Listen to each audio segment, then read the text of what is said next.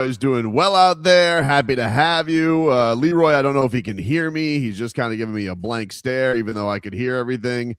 Perhaps he needs to, I don't know. Maybe he needs to like re-enter or something like that, or he's got a muted thing, but I know you can't hear Leroy. I put that in the chat earlier. Try and I guess this is kind of pointless to send to him.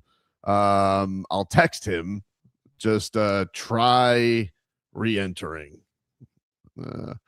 Another smooth start here on the remote shows. But anyway, Brittney, it's great to see you today. How are you? Good. How are you? Oh, swimmingly. I'm in today because my washing machine broke, which it had a good run. I mean, it was old. I tried to fix it. I tried doing my old YouTube repairman thing, and quite frankly, I just made it worse. So, sometimes I've won, sometimes in home improvement, Brittney, you win, and sometimes you lose. Sometimes you lose, yeah. It's come to fixing toilets. I've had a lot of success. I've done a lot of fixing of toilets. I've done a lot of fixing of dishwashers. This was a beast I could not take down. And quite frankly, I forgot, embarrassingly, I forgot to unplug or unstop the water into the hoses. And so, man, did I make a mess in my garage. Oh, yeah, it was really bad. You should have let me know. Honestly, I meant to tell you this yesterday. You should let me know because my dad, he does heating, air, and appliances. Oh, really? Down here, though? No, but he could have helped you from over there, and he probably wouldn't have had to pay somebody to fix it. Oh, well, I'm just buying a new. I'm just replacing it. Yeah, I was just like, you know what? It was already doing a thing where like it was making all our clothes dirty, and then it was stopping, and I just think it was time. Like we've had that puppy, I think, since we've moved in here, so it's like 15 years old. So it's it was I guess time. I don't know, but yeah, I tried doing the whole the fix, and I was like, this isn't working. I'm like, sometimes you need to know as a homeowner when to tap out. And this was one of those times. So that's why I'm home today. At one point, that how it is when if you do ever order something, they're like, 12 to 4. And I'm like, between the hours of 10 Thanks. And 7, and you're just like, okay, that really narrows it down. Yeah. Thank you. So I'm we actually have this thing too with my dryer. My dryer works completely fine. But everybody in my house hates it because you kind of have to like finagle the door because it's also old, but it works. And so I'm just like, hey, you just got to close it correctly. I'm not buying a new dryer yet. All right. No, listen, I, as the daughter of somebody who sells like AC and like appliances, we have the most run of the mill, like cheapest or like cheap on the market appliances. And my dad, and I'm always like, oh, I want like the front facing washer and dryer, Dad. Like, why can't we get a cool one? He's like, those suck. Really? And I'm not. Oh yeah, he will That's go awesome. on a tangent about that. He will. I believe it. Everything that we buy these days sucks more just so you can buy a new one in 5 years. Like the last time, I won't say the well, you know what? F it. I don't care. I went to this place called Brandsmart, long-time South Florida staple, and I bought this was COVID. So it was like 5 years ago, and everything's still. The only thing we didn't buy was a fridge. I bought I bought a fridge separately. Now I have another fridge that just kind of matches everything. But like 2 months into it, like the display board on it is like on the fritz, and I'm just like, that's annoying. It's not like something I'd ever have to get fixed because the oven works fine, but it's just annoying. It's just annoying. Never buy a Samsung anything of those sorts. He advises against. So Samsung, huh? Yeah, Samsung specifically, he can't. I think I actually do have Samsung now that I think about it. Hey, Leroy, can you hear us now? Any luck there? Nope. He's still giving me the look like he can't hear a damn thing. So we'll have to try and figure that out during the break so he can get that all worked out. But I'll give. Oh, hello, Jennifer. How are you? See if you can call Leroy and talk him through his issues if you don't mind, Jennifer. Yes. I think he's having some issues, so we can try and get this all sorted out if you don't mind. But let's get to some headlines that is brought to us by Doral Volkswagen, home of the Pricito, our lowest price. Visit us at Doral Volkswagen or DoralVolkswagen.com. As the Marlins, they handled the Pirates yesterday 8-2, put a beating on them. And they got home runs from Griffin Conine and Heriberto Hernandez. Marlins really put an ass kicking on him yesterday. Jansen Junk gets the win, and they will go for the sweep. And that is an afternoon game today. So if you guys want to listen to that, that'll be right here on WQAM on the AM dial. And that'll get going today. 12:30 is Marlins on deck with Steven Strom, and then Kyle Seeloff and AJ Ramos will have your call from Lone Depot. Marlins yesterday put it on it. Did you see yesterday the paparazzi caught up with Paul Skenes and his squeeze? Livy Dune. Is it Dune or Dunn? It's Livy Dunn. Dunn. Well, Dunn. he got caught on the beach with his farmer stand, and everybody is body shaming Paul Skenes, saying he looks like a big fat fatty, and that's why his velocity is so down, which I don't think is the right thing, because I don't think pitchers really need to look in incredible shape, though they did say that was a big thing for Ayuri, that the reason that he's so good is he's done a lot of weightlifting, but they're body shaming Paul Skenes right now. I mean, I'm no one to body shame, but based on the pictures, it definitely is an interesting physique for a top tier athlete in professional sports. I mean, Greg Maddux used to say that he had the body of an accountant, but as Leroy has pointed out with Greg Maddux, he threw 89, so he didn't really need to have a great body. He just kind of moved the ball all over the place. I think if you're a power pitcher, people are having some questions. He figured he was just he's probably been able to throw 100 miles an hour, his whole young adult life. And now all of a sudden it seems like he's in the midst of things. But the Pirates, he is one of the more, even though he's got the personality of a walnut, he's probably one of the more famous players in the league right now. And he just doesn't look the same. He doesn't look the same. No. He really doesn't. Speaking of looking, man, I got to tell you one thing that was great, Brittney, yesterday. I love facing Lake Bacher. I mean, what a turnaround. It's so much better than having Lake Bacher on your team as a pitcher, because you have to sweat the idea that he's just got these this meatball that he's going to throw to your players. And it's just it's a delight. I love the fact that the Marlins can just light up Lake Bacher now. And Griffin Conine and Heriberto both took him deep yesterday. I mean, Griffin Conine's swinging a monster bat right now. So you got to, it doesn't really matter who's going up against him, but especially if you're going to give him Lake Bacher. He's gotten to take on Lake Bacher and a catcher the last few games, and that's going to add on to your home run total if you're Griffin Conine, who's just absolutely killing it right now. But as we speak, the Marlins are 62-59. Standings-wise, they're very close to the wild card again.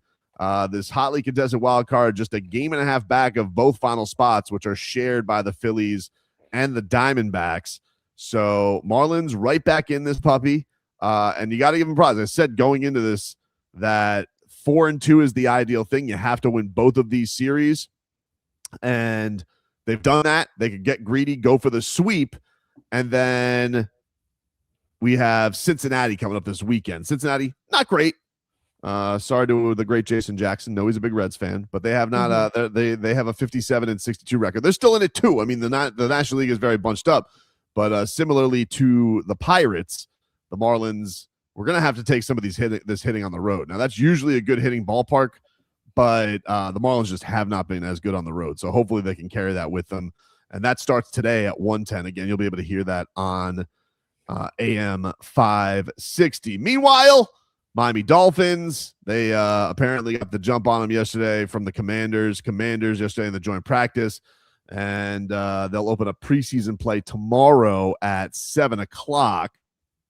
And Game Day Uncensored will come your way at 5:00, myself and Alejandro Solana. So good to be back with another season of pregame action. Omar Kelly will join the program. Chris Perkins will be scheduled to join the program. So we'll get our guys back on the airwaves, get you ready for preseason. Thankfully, it's preseason. We're only doing 2 hours because, oh my God, we did one. I was going to ask, are you excited? I am excited. I'm excited to see football in any kind of capacity. Are you excited about tonight? Because you can get revenge against Fernando Mendoza in the Carson Beck versus Mendoza game. We got Cardinals and Raiders. Can't wait. Hate watch is happening for sure. Who are you hate watching? Fernando Mendoza. Oh, I just did because I know your feelings on Carson Beck, so I didn't know if it was a double hate Yeah, watch. I mean, who do I hate? Actually, you know what? Fernando Mendoza is a little bit more likable. Actually, a lot a bit more likable than Carson Beck is. Mm, But I would like to see Carson Beck get his revenge. okay. Well, we How got poetic that. would it be for him to throw a game-winning touchdown? It would be poetic. I mean, I think it's like Leroy told us against when they played the Falcons the next year, week 3. I mean, you know what? That really felt the same as beating them or losing to them in the NFC Championship. I'm sure Carson Beck will feel to himself, I got my revenge against Fernando in the preseason game number 2. So that'll get going tonight at 8:00. But yeah, it's gonna be exciting. It's exciting to have football back regardless, and it's very exciting to only have to do 2 hours of pregame. One year we did do 4 hours of preseason pregame, and I'm just like, you got to be kidding me. What the hell are we going to talk about for this long? So we'll get to that. Marlin weather, we'll give you that. Brought to you by Tornado Roofing and Contracting. Beat the storm. Schedule your free roof and window estimate today. Call 954-968-8155. And currently the weather is 85 degrees and partly sunny. And it looks like it's going to be a nice day down here in South Florida. No signs of rain, but it could always sneak up on you. So be on the lookout for that. Hey, Fight Night is here, and there's no better place to trade the action than Kalshi, America's #1 prediction market platform. The welterweight title is on the line this weekend in Philly. Islam Makhachev takes on Ian Machado Gary. Oh, what a week he's having. If you think that Gary can pull off the upset, he's currently trading at 26%. So a $100 trade gets you a $365 payout. The co-main, the strawweight title, is on the line. Mackenzie Dern faces Jillian Robertson. She's trading at 36%. I don't like that upset. I got to be honest with you. She's also very good at the jiu-jitsu. $100 trade gets you a $265 payout on Kalshi. You're trading against your peers in a live market, meaning there's no house. And as the probability changes, you can buy in and out of your position. You download the Kalshi app and use my code Tobin to get $20 when you trade 20. Kalshi, Kalshi. Trade on anything. 18 plus only. Restrictions and eligibility requirements apply. Event contract trading involves risk and may not be suitable for all investors. Kalshi products are not available in all jurisdictions. Prices, values, and available markets may differ from those mentioned. For more information, see Kalshi.com/regulatory. Back after this.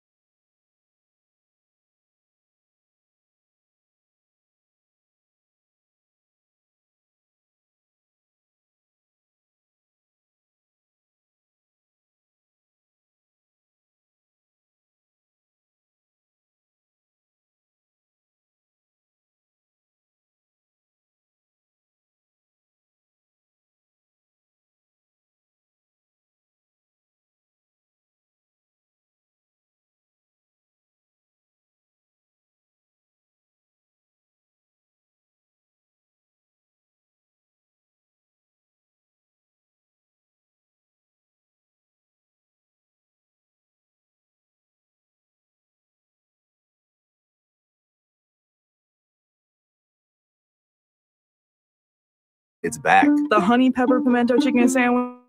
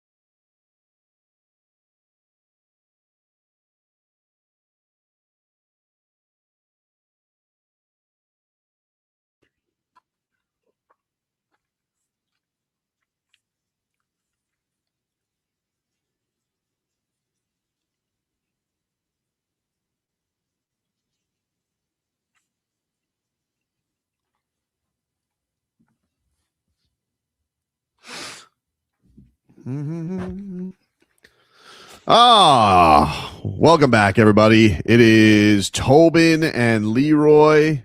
Can you hear us now, buddy? Yes. I don't know what I did. Anything. I didn't do anything different. Headphones. Definitely the headphones. It's not the headphones. All right. If you say so. I didn't do anything to the headphones. I just turned my computer off and turned it back on. You've been in a jiu-jitsu match with those headphones for 2 weeks now because you got one arm. You definitely knocked a wire loose, and that's what it was. Okay. I'm telling you. Okay. I'm telling you. I got you. We'll go with that. I think it's always something simple. It's always something simple. That's all. That's what it is. For all on, he said. So. Not certain. Listen, I know how I am with stuff. I make sure at the end of the show, I don't touch nothing. I leave everything as it is so that I can just pick up the next day and continue on. You didn't talk to Jay Crawford yesterday? No. All right. Fair enough. Did you watch the Marlins last night? Yeah. That Conine is ripping the cover off the ball. He really is. He really is. I mean, there's nothing like watching the guy hit that hits home runs or almost home runs. Yep. Everything that he's touching is either getting robbed or it's going on. By the way, speaking of rob, great play by Jakob Marsee last night. I didn't mention that in the opening segment. What a robbery by him. Yeah. They're like, but you know what's crazy? Like I watch this and so I try to, like, we always associate losing with playing bad. And when I watch these games, I'm like, what's the difference between this and when they lost 12 in a row? Besides the fact that they weren't scoring, but it wasn't like they were whiffing. They were hitting a lot of balls right to people, and now those balls are finding holes. Like bloop singles, balls in between the infielders. Like, when they were on that losing streak, the balls will hit right to people. They're also just they're better at home. I mean, they're which is crazy, right? They've been a much better home team this year than they have been on the road, which is I think that's cool for fans. That at least when you go to the ballpark, you know you're gonna see a great game, no matter who they're playing, because they beat two pretty good pitchers. Yeah, I think that's part of it. They've been hitting much better at home. I mean, the record this season at Lone Depot is, and they're 14 over. They're 38-24. Which is crazy because they play in a cavernous ballpark. Yep.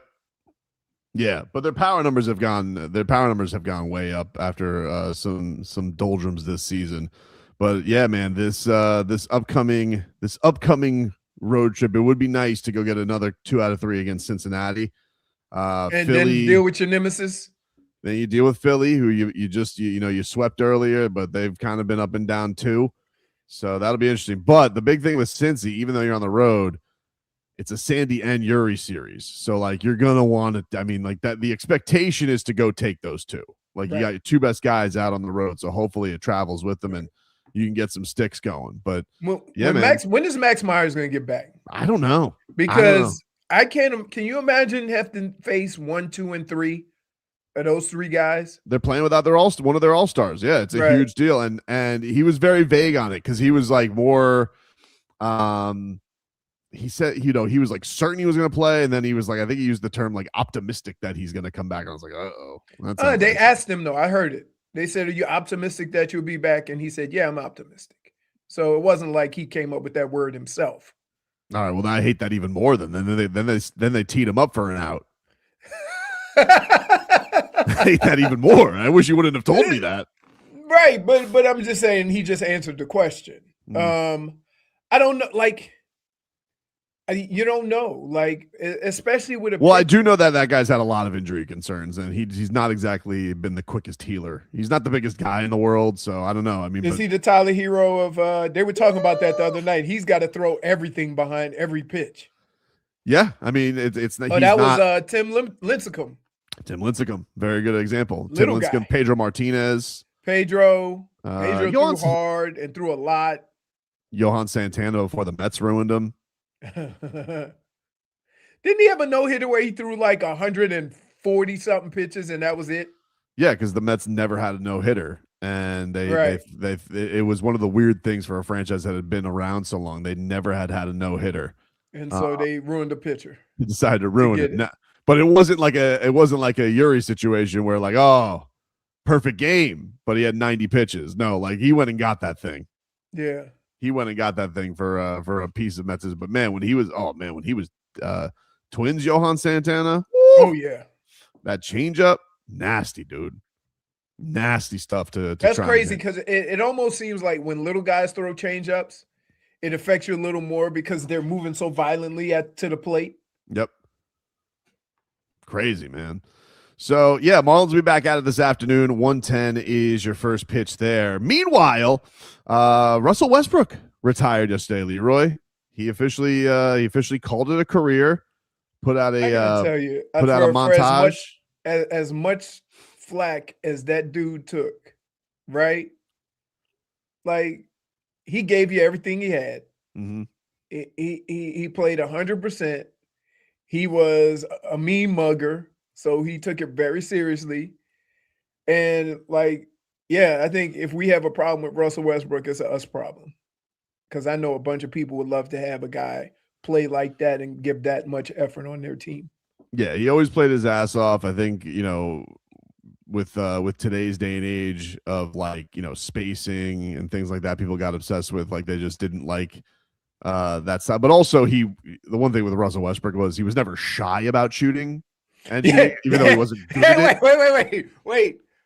There's a difference in not being able to shoot well, but I'm gonna chuck it up anyway. Right. but played his ass off. I gotta imagine he's gonna be the first Thunder to get his number retired. I imagine they're gonna do that this year. Usually they have a pretty quick turnaround for that. But right. His 16-17 MVP after Kevin Durant went to the Warriors and he averaged a triple-double. People gave flack about that. I didn't. I thought it was cool. I mean, everybody, gets crazy about it. The nerds were about triple double's a triple double, and then it became like, oh, triple doubles on. And he played his ass off. Did he gun for it a little bit? Yeah, but you want to know something? I like when people go for numbers. I think we lose it in sports too much. Everybody's become a GM all of a sudden. Nobody can just be a fan, sit back and enjoy something. Yeah, we're sitting back and analyzing the numbers. So Yeah. he averaged a triple-double, and we're sitting here breaking it down. The crazy thing about that is, here's what kind of pisses me off about sports. We complain about the numbers, but if you don't get the numbers, you suck. Make up your mind. Mm-hmm. Make up your mind. So if Russell Westbrook had averaged 15-8, but he played extremely hard, you know what everybody would say? That's too much money for 15-8. He averages a triple-double, gets maxed out, and you go, but if you look at the numbers, it's not very efficient. Like, what do you want? You're gonna do that with everybody. It was a good career, and congrats to him on an awesome career. I know there was some rumblings that he might have come here, but I just didn't think that those were we can't have too many of serious. those same guys. Giannis is that way. He's just a smaller guy doing the same things. At some point, somebody got to shoot from deep. Super athletic too, Russell Westbrook. That dude was fast. Yes. Fast at his best. And I think that's the fun part of watching him, that you would think somebody doing it that aggressively and that fast and with that much energy would be out of control. Right. But he never seemed like he was out of control playing at those levels. So yeah, man, good for him.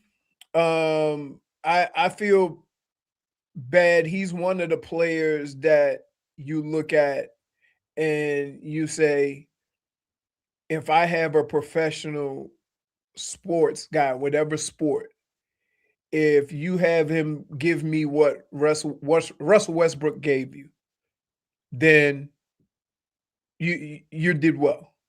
No doubt. We complained about his career as it was going on. Like, it's crazy. Nerds ruined it. And then, the thing that annoyed me is people were like, oh, well, they were like, we should have given it to James Harden. I'm like, really? James Harden with his floppery? Like, that's I wish they could come up with a number, because what gets lost is you could go 10 for 20, right? Have 25 points, but you go to the line 12 times and it doesn't count as a shot. How efficient is that? Right? You're still like, you have the ball for 35 shots or 30 shots and you score 25, but only 20 of them count as actual shots because the foul shots don't count as shots. Or I'm saying when you get fouled, it doesn't count as a shot. Yeah. Well, I mean, it depends on, how many shots it took to get there and how many. Right. But that's what I'm saying. When we look at the stats. But if you make a lot of free throws, that usually enhances your efficiency. It doesn't take it down. Right. But that's what but you still shot. Like, you see what I'm saying? So somebody like, let's take, for example, James Harden. Right. He shoots the ball a lot, but he gets to the line a lot. Is he being efficient because he's getting to the line? Because he's still taking a whole bunch of bad shots. It depends. I mean, it depends if he's even, taking shots and he's just drawing fouls. Then yes, that would add to your efficiency, especially if you're a good free throw shooter. All right. I think efficiency is, you did this with Pelle Larsson during Eurobasket, where you weren't impressed with him taking like 16 free throws. I'm like, no, right? Yeah, that is impressive efficiency, like that, because people are okay. When you have to get to the free throw line that much, it's usually because people can't guard you clean. Well, so I think a shot is a shot. You make it or you miss it, it counts in your numbers. Like, why if you go 10 for 30. But you score because you get to the foul line, you still shot the ball. That would be like taking away. That would be like giving somebody passing yards if an offensive lineman had holding. Like that's exactly what the foul shots count as efficient. The offense, if you get pass interference, that doesn't count for any numbers. Yeah, but neither does foul shots. Like they count for their own separate category. It goes for total points. Which skews the efficiency. But somebody cheated to try and stop you. That's why you go to the foul line. All right. It's a very weird thing the way everybody complains about guys trying to get foul shots and get to the foul line, look at him flop and this and that, and then turn around and say, oh, but all that makes him efficient. I get you. Like, I understand what you're trying to say. Like, you don't like watching it. It's the difference between like what the math of a player is and whether it's an enjoyable watch. You know, because like some people get to the line like a man, like Jimmy Butler or Dwayne Wade, and some guys are trickery players like SGA and James Harden. The flopping. But SGA is efficient. I mean, you can't say that he's not an efficient player. Right. I got you. Because everybody just hates him to death. Anyway, we'll take a break here on the program. More to come, including very strange beef that has just arrived with a Heisman Trophy winner and his former school. That's next.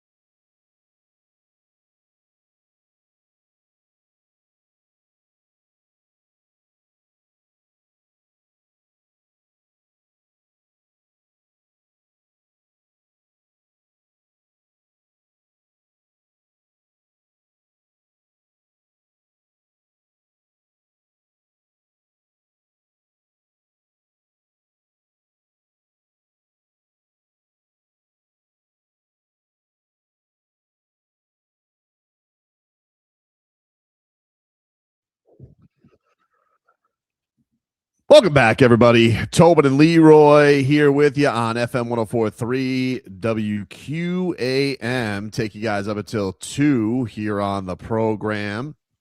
I want to let you guys know we got an awesome event that we have. It's called Stars and Strings, and I'm going to give you a chance to win some tickets. All you got to do is text the word drummer to 20357. You text drummer, DRUMMER. Text that to 20357, and you're entered to win a pair of tickets to Stars and Strings. It's going to be this November at Hard Rock Live at the Seminole Hard Rock Hotel and Casino, put on by Odyssey and our great sister station, Kiss Country.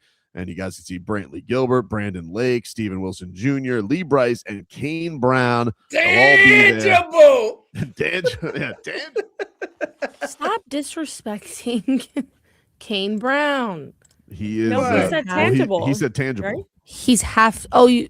I thought you said intangibles. No, I said my bad. tangible because we had this conversation. He flipped the bit, I know, Brittney. yeah. Sorry.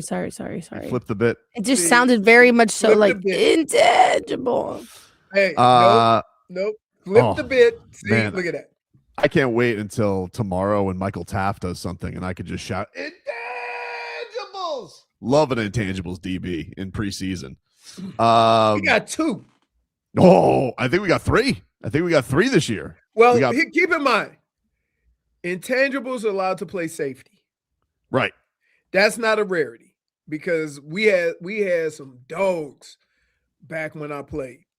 However, including Lynch. He's a Hall of Famer. That was good. So, but cornerback, not come talk to me. Yeah, There's fewer white corners than there are black quarterbacks. You're not wrong about that. That's crazy. Ethan Bonner, we got him. We got who's the new safety? Oh, Zane Anderson. He's intangibles. And then we got Michael Taft. So intangibles galore. 2 of those guys are safeties though. Yeah, safety, and the weirdest, people don't realize that. What's the guy, the Hall of Fame linebacker from Chicago? Buckus? Urlacher? No, Urlacher. Mm-hmm. He played safety in college and was a punt returner. Ah. A punt returner. That's intangibles. Hands. Yeah.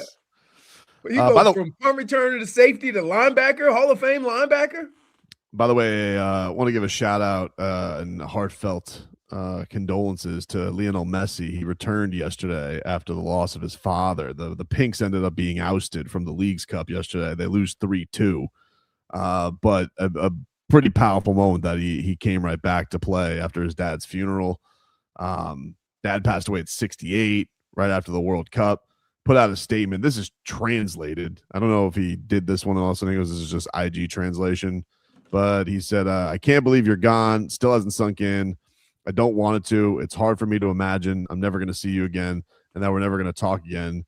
I know that you were suffering and that this is for the best. That you left too soon. We still had so much left to enjoy together. You asked me so many times to play in one last World Cup just days before it started when you took a turn for the worse. It was the first time you weren't going to be at the tournament. Mom kept telling me that you were going to get better and that you're going to be well enough to travel. I kept telling you that we were going to make it to the final so that you could travel. And every time the match ended, I wanted for you and I waited for you and missed your message. That's when I realized how serious the situation was, even though I couldn't stop thinking about going as far as possible to give you more time and watch the match. We made it to the final and you couldn't be there. I wanted to win it so I could bring it to you and show you another one. My legs had nothing left. This time I tried to push beyond what my body could handle, but I never managed to feel right. When I got back, you thought that we had lost the final on penalties. We never had the chance to talk about everything that happened. You weren't able to enjoy any of it. We didn't become champions. You had no idea how much we enjoyed every match. And once again, you were right. I had to be there and play it. I'm telling you this because it was the only thing that I never got a chance to talk about because you already knew everything else. We talked every day. We saw each other whenever my commitments allowed. I don't know what I'm going to do without you, and I don't know how I'm going to keep going. All I ever did was play soccer, and now I have serious doubts about whether I'll keep doing it much longer. Man, Basically, just thank a you so message. much for cutting the onions way too early. Yeah, I know. brutal. I Yeah, had to like choke Goodness. Yeah. down It goes- my tears. Yeah, really it fast. was brutal. It was He, kind of he almost he wrote said if he- there was something he wanted to say before his dad died. Yeah, he said, I'm going to miss you so much. There's more of a statement. It was like 4 pages long, but he says, I'm going to miss you so much. You'll always be present, especially the way I raise my children. Rest in peace and watch over us. Thank you for everything. I love you, Dad. Whew. And I can imagine that that's even worse in Spanish, Jen. No, it's that I saw a little bit and I had to put it away because you'll see tears come out of my eyes right now. I can't. Spanish is a like a dramatic language. But it's also like we're Hispanic, so and then Right. we're women. So then also a lot of girls are very close to their fathers. So like Right. just like at least me and my father, I am very close to my father. So Yep. anything that has to deal with this subject, like Mhm. I'm Yeah. torn. I'm So like torn. with translating something like that into English, like you don't necessarily get The every full it doesn't get emotion. everything correctly translated. I don't know. It hit pretty hard. No, it No, it hit hit. hard, but that's what I'm saying. Like I can only imagine You, like you know what messages like reading that that in Spanish. messages like that immediately make you think of your dad or a close family relative. That's the part that gets you, right? Man. Yeah, it's Yeah, crazy. but I mean, it sucks for him. I Like, honestly didn't think he was coming back that quick either. I was like, oh, when I saw that news, I was like, oh, I feel like Messi's going to be gone. But I know that a lot of the times, you know, we've seen other Brett Favre comes to mind. You know, the like guys best who thing- just do it to get something away from it, Right. get away from the pain for a little bit. the best thing you could do, and every person that I've talked to that's gone through it, it's like, thank God I've been doing this for a long time. He said, because I can't even tell you what just happened. Like your muscle memory, you just keep going through it, right? And you just kind of go through it to take your mind off something, but you're not doing it with any purpose.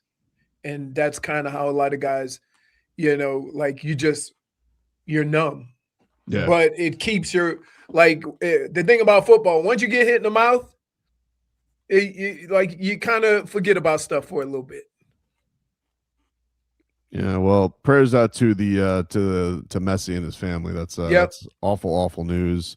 And honestly, like, League's Cup aside, I think that's a powerful moment for him to get out there instead of the tournament.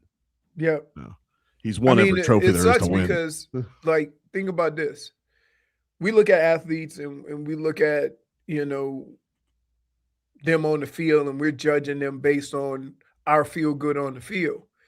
But the statistics of life don't elude you based on what you do and what profession you have. So even while we're sitting here watching him be great on the pitch, right? He still got real life stuff going on at home with his wife, with his kids, with his family, and then to have to still go out and perform, like, yeah, that's tough. That's tough. No doubt. So prayers out to him. No easy way to transition, but I want to bring this story to you, Leroy, because as a Louisiana native, have you seen what has happened with LSU and Jayden Daniels? No. All right, so Jayden Daniels has issued a cease and desist to LSU to no longer use his name, image, and likeness because they're allowing cornerback DJ Pickett to wear number 5. Well, you know what's funny? This is the rule in most schools, right? So if everybody is unfamiliar with it, this is usually the rule in most universities. If you win the Heisman, your number's retired. Which he did. Right. That's what I'm saying. And nobody's So- and so I guess that is one of the issues is that he's upset. The ESPN reports one of the things that drew this on is that he feels like he's not being treated the same as Joe Burrow. Because Joe Burrow's number is being retired. Yeah, nobody's worn 9 since he's left. Right. And apparently one of the things that happened here with this DJ Pickett is that he was lured that he could wear his number. And I guess Brian Kelly kept it up, and Lane Kiffin was like, I don't care. And so Lane Kiffin just gave him the number. But Jayden Daniels has come out and says, here's the statement. It says, the Daniels family is deeply disappointed and feels profoundly disrespected by LSU's decision to give Jayden's number to another player. Jayden and his family had every reason to believe that his number would remain a meaningful part of LSU's legacy and would be honored and protected in recognition of his extraordinary contributions to the university. So that's that. It's like, again, I know most universities, you win the Heisman, your number gets retired. I don't think Geno's was until a long time ago, though. I think Geno recently got retired. Because remember they had that whole thing where like they built statues, and I think that's when they officially, because I remember people were wearing 13. Yeah, people wore 13. Yeah. DJ Dallas wore 13. Yeah, people wore 13. I remember DJ Dallas wore it. That's shame on them too then. Well, I don't think that they had it retired. I think that some universities, I think is Sean Taylor's number the only number that hasn't. No, people still wear 26. People still wear 26. People wear, yes. There was there's so many that wore 26 not that long ago, like a couple years ago. What was his name? I can't think of it right now. But people still wear 26. Yeah, I don't know if college is not one of those things. Not every program does retire. You know why? Want me to tell you why? It's too many players. Because if you know, that's not why. You have double numbers. Because if you can get a recruit and there's only, request is he gets to wear the number he's worn his whole life, and it just happens to coincide with somebody's number who won the Heisman, those coaches do not care. That's the whole point. They'll say whatever. That's the whole point Jayden Daniels is making, is that how you just disregard what I've done at this university for someone who's done nothing yet. That's kind of the gist of it. I just feel like it's a non-issue. I'm not Really? to go to the length of suing them. Well, no, here's the deal. If you're not going to respect him enough and acknowledge that he won the Heisman like you did with Joe Burrow, then Joe Burrow also won a national championship. Don't make money off of me. That's all he's saying. Does he get a cut of that? I'm good enough for you to sell my jersey and make money, but I'm not good enough for you to acknowledge. I'm sure he's seeing the money from the jersey sales. That's the whole point of NIL. It's not like they're selling the jerseys and he's not getting any compensation for it. I don't know. Once you leave, I don't know if you get compensation. No, I have to imagine 1,000%. I have to imagine that that's a part of it. I gotta think you gotta get something for that. Of course, it still has your name on it. I don't get checks from Horde jerseys being sold. No, I think once you like the Players Association NIL works when you're there. Doesn't that go to the Players Association and they distribute that? Yeah, but no, I don't know who does it for college. Regardless, regardless, his issue isn't about whether he's getting money from his jersey sales or not.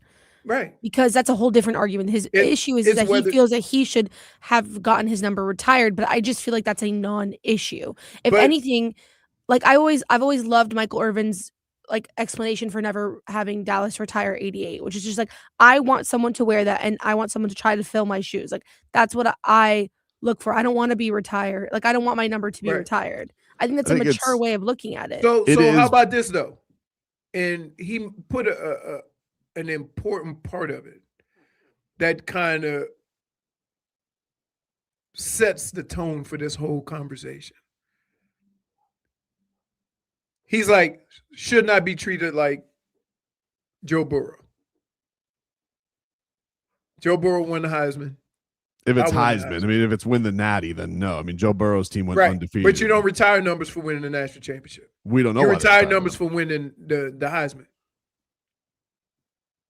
But Joe Burrow has a better legacy than he does. That team was an all-time team. Yeah. He does. It's not even a question. Yeah, that team was but I'm like, we're like, you're talking about teams. I'm talking about individual accomplishments is what gets your number retired. The Heisman is that's it. I understand. I don't think every school abides by that though. Yeah, I'm not sure. I thought that's the way it was because it's so rare. It's not like you win and win every other year. He was there for a year. Was Joe Burrow there too? 2, yeah. Yeah, so that's not. All right, I'm not. Yeah, see, there. Name, image, and likeness. When a student finishes college, they can no longer sign college-specific collective deals because anything else is now with the league. So then you would be impeding on the NFL stuff that you sign. Well, it's not only that, but I feel like they wouldn't want like just even using him in recruitment pitches or anything like that too. Like I think it's Right. things like that with the school, which is a bummer. If you have that put together, that feels like something that, you know. But I will say, like, I don't know if what Lane Kiffin is exactly a king of keeping his word. So if there was, it's funny that we talk about. Here's the funny part about all this: the two guys that we talking about that said they don't care are also two of the shadiest characters in college basketball, right? Football. As far as not like, yeah. So you talking about Brian Kelly and now the new coach, Lane Kiffin. Yeah, I can see it. Brian Kelly's not even loyal to his voice. Oh my goodness. He wasn't the LSU head coach for 12 seconds and he was already a meme. My family. And I'm like, I'm from Louisiana. Nobody talks like that. It's crazy. We'll take a break, get you caught up with your headlines. Speaking of Jayden Daniels, the Dolphins faced him yesterday in a joint practice. Back up to this.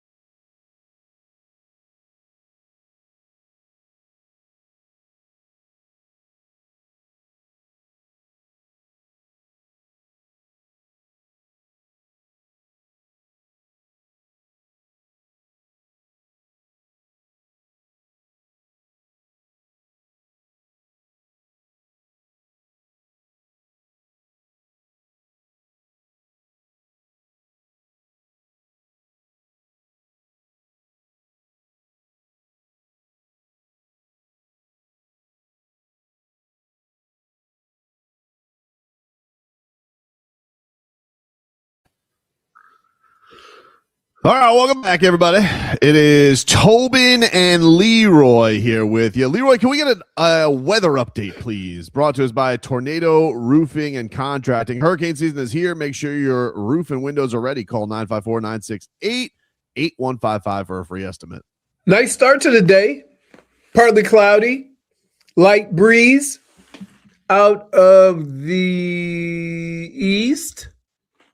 Southeast, let me throw a little south in there. And I'm going to say temperatures right around 85 degrees. But as what happened yesterday, it builds. And then at the end of the day, you get called storm musher. You got to be careful, dude. Got to be careful. Meanwhile, the headlines, those are brought to you by Doral Volkswagen, home of the Pricito, our lowest price. Visit us at Doral Volkswagen or DoralVW.com. The Dolphins, they play preseason game number 1 tomorrow against the Washington Commanders. Yesterday, they had a joint practice with the Commanders, and it seems like the Commanders got the best of it. I mean, this didn't sound like based on people who were boots on the ground, it didn't sound like a mauling went on. The Dolphins offensive line apparently didn't play awesome. They show like they got some work that they got to do. The defense getting carved up. I mean, dude, they were down to like the backups on the DBs, and they had no Zach Sealer. Like, I don't know. You know, I love when they say guys have to step up. There's a reason why they 7 on the depth chart. Take the opportunity.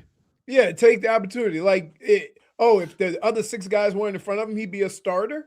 Well, that's what happens. Now, that being said, we didn't get to this yesterday because it wasn't out yet. Stock up, stock down. So stock up after the joint practice yesterday. Caleb Douglas. This is from the Sun Sentinel. This is from Furones or Perk? Furones. All right. Do they alternate? Or they all do it? Well, it depends whose boots on the ground. I don't know if Perk's up there because I don't think they send the whole team to do a road practice. The rookie wideout continues to shine. His play in practice at Dolphins camp translated to facing an opponent. He had the type of practice we've come to know from him in the first joint practice setting we had seen, and so he continues to make plays. The kid looks awesome. Everybody's excited about that. That's great news because everybody. I mean, listen, when Bell gets back, so now you like, but again, 1-2 punch. Again, please don't look where a person is drafted and determine whether he's going to be good or not. There's more first-round busts, and everybody assumes the guy was drafted in the first round, he's going to be a Pro Bowler. Oh, yeah. That's not the case at all. Like, prospect and play are 2 different things. So a lot of the problem with these guys drafted later on in the draft has nothing to do with their ability. I don't know what it is. Well, I think the thing is, and this is the other thing, is I think we were all fired up by Chris Bell because we saw the game that he had against the Canes. And right. That he would have been Caleb Douglas, everybody said, was a reach. I mean, they were picked in the same round, so it's just, but it's exciting. I think you get celebrated for drafting a guy who could have been a first-round pick because of what you saw him do to your team. But another guy you call a reach, even though the way he's producing and the way he looks right now would say he's more of the steal than the other guy. Look, let me tell you something. He better have these wide receivers look out because I'm still eyeballing this Ruben Bain thing because Ruben Bain was amazing yesterday. All right, so I mean, Caden Proctor, let's go. Hey, let's get it together, dude. Stock down, offensive line and secondary. Oof. Well, secondary because you're on the 8th man on the depth chart. So, can you put the whole context in it? Well, I haven't read it yet. The line struggled to pass protect and had Willis scrambling all day. Plus, they were dominated in one-on-ones. It's tough to single anyone out, but it's the whole group outside of Aaron Brewer. The secondary got torched by Daniels all day with the wide receivers wide open. But it's good to see Michael Taft respond and make a play at the end. Yeah, he had a pass breakup at the end. Tangibles. So let's and I'm not gonna say the offensive line is gonna be good. Oh, they better be good. But what I'm saying is one of the most important things at this point is for them to learn how to play together. Is you don't need a great offensive line if you have a couple of studs, but you play together for a substantial amount of time, you'll grow that. Everybody doesn't have 5 Pro Bowlers. In fact, the team that won the Super Bowl probably is trying to replace 1 or 2 of their linemen. Right? It can't be the Dallas Cowboys where they had the same offensive line, everybody getting paid, back in the 90s. Yeah, I mean, this is a line though that does have 3 they've invested a lot of, and it's not just this regime, but they've invested a lot of capital pretty recently in a lot of these guys. Yes. So give it a minute. It's your first, so for example, I would guarantee you in meetings today and when they get to Sunday and play their first actual game, that Patrick Paul and Proctor are going to have to do a lot of work together. Just figuring out, right, and Proctor in the center, just figuring out how they're going to do team blocks, how they're going to do certain things together. And you can practice that with your footwork, but until you get another person on the other side of that, right, you're not going to know how you actually need to execute that. Is it possible there's too much size on that side of the line? Nope. Okay.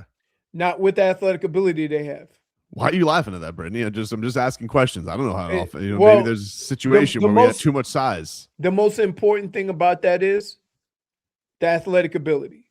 So when your left tackle is that big, you look at his footwork. Is he able to get back and not let a speed rusher get around him? Right? Is he able to team block with the right guard? Those are the things that until you start playing other people, one of the hardest things to do is you get accustomed to playing against the same guy, the same team, the same D-line. And then once you go play against somebody else and you go, oh, he does it differently. Then you have game plans. You have game plans where you watch film and you see what that guy can do. But here's the other thing. This is the thing that made me crazy about this yesterday. And I think that we should take some lessons off the last regime. Guys, it's practice. It's not a game. It doesn't matter. We've gotten brainwashed because these idiot coaches have told us that these joint practices are more important than the game. They don't respect the preseason anymore because they're too. This is why. I'm going to tell you why. Because they're all cowards. Because none of them want to put a player out there to get hurt during a preseason game. Because then you're an idiot. If you're a coach, if somebody gets hurt in practice, then a coach could be like, oh, well, it could happen anytime. But if you're a coach who played somebody in a meaningless game, now everybody can blame you. So they've all become cowards to play anybody very long in these preseason games when these are supposed to be in game settings where people can actually hit. So instead, we've built these joint practices up to be the games, which they're not. They're not games. Like last year, okay. I'll give a little bit to last year. It was 4th year of the regime, and everybody was talking about, oh, we're going to be a different Dolphins team. We're going to be mean and tough. And they got boat raced and apparently embarrassed by the Bears. Dude, this guy, it's his first joint practice, and we're like, it's over. First of all, it may be over already before it started with the way this roster's put together. You want to know why? Because it's been Greered. So we need to come out of the Greer depths before we can even judge this thing. What is it? And if you're wondering, what does a Greer roster look like? $300 million salary cap, but you only got $100 million worth of players on the field. Yeah. And I know everybody's sick of excuses, but it is the reality of this is the first year of them building. It's a really young team. This is what everybody wanted, though. It is what everybody wanted. Don't complain about it then. It is what everybody wanted. It's gonna be one of these things that's gonna take. There's gonna be some growing pains, but we cannot be sitting here. Can I watch it on television on Friday night? Can I see a little bit of it before I'm just like, it's over? They did the same thing with Flo. When they started. Well, I don't remember the joint practice reports. I do remember the first games of Brian Flores legitimately looked like this was going to be the worst football team to ever step foot on the field. Yep, but again, Minka Fitzpatrick was like, I'm out of here. We did not give him the benefit of the doubt of being a new coach and having, to work through some situations. And I think everybody wants, I said this last year when everybody was saying just rip the Band-Aid off and get rid of everybody. You say that, but then when the season comes up, you're going to complain like you didn't say that. And that's where we are. Like, once they start playing football, you don't want to hear your team is not very good. You don't want to hear it. I'll hear at least games, though. People can bitch about games. Bitching about joint practice, it's like, all right, whatever, dude. I'm glad you're coming over to my side with whatever. And like, go have some stones, Jeff Hafley, and play a preseason game. Okay, play your guys out there for a little bit. They are. Let me see him in action. Go. He better, because here's why, Tobin. You don't have a lot of veterans on your team. Can I just say something as an aside? I know you guys told me to get over it, all right, but I have something I'm not over, because this Mike McDaniel. What a ski mask job this guy's pulling off. Because once again yesterday, this bozo is sitting there next to Jim Harbaugh, and everybody's sitting there because he's marveling at Justin Herbert's arm. And he's like, you need an arm for this. And then he's amazed by Justin Herbert's arm. Let me tell you something, dude. Stop acting like this guy was sitting here and he had some type of crime put against him because he had to coach Tua Tagovailoa. It's the only reason he had the job, that he had to coach Tua Tagovailoa. He loved him. He smooched him on the head. He loved Tua so much. So then all of a sudden, Tua gets concussed because he doesn't know how to run. He puts his head into somebody's knee and takes himself out for half the season. But can we stop acting like Mike McDaniel had one arm tied behind his back? That's what he wanted, okay? That's what he wanted.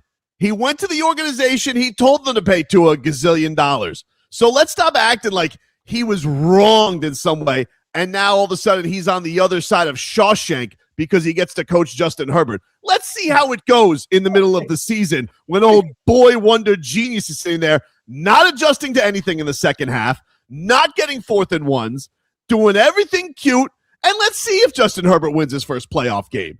But because he gets to sit there and watch Justin Herbert throw the ball down the field, we're like, oh, could you imagine what Mike McDaniel? I know what he's going to do. Motion, razzle dazzle, dump off to the fullback. He's still going to do it. He can't help himself. But this guy, you guys act like this guy's been in some kind of football jail the last 4 years. I'm talking to you, NFL, not everybody down here locally. I'm talking about the way the NFL's treating him. Like he's going to unlock something on Justin Herbert. He's not going to unlock nothing in Justin Herbert. You know he's going to unlock? Another first-round exit. Because that's what happens with Justin Herbert. Guy's going to sit here. The only thing that he's got the Super Shawshank. Yeah. You roll through the the dumps. Yeah, I got you. The only thing Justin Herbert has won the Super Bowl in is canoodling.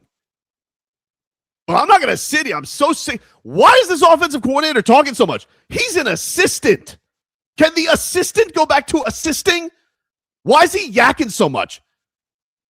A star quarterback doesn't talk as much as this guy does. I've seen more Mike McDaniel interviews than I've seen Jim Harbaugh. I've seen more Mike McDaniel interviews, quite frankly, as an assistant coach than I did as a head coach. And let me tell you something. They take a very long time to get through because he's not a great orator. But I'm so sick of this nonsense of him sitting there. Oh, did you see that arm, Jim? He's like, yeah, man, I saw it.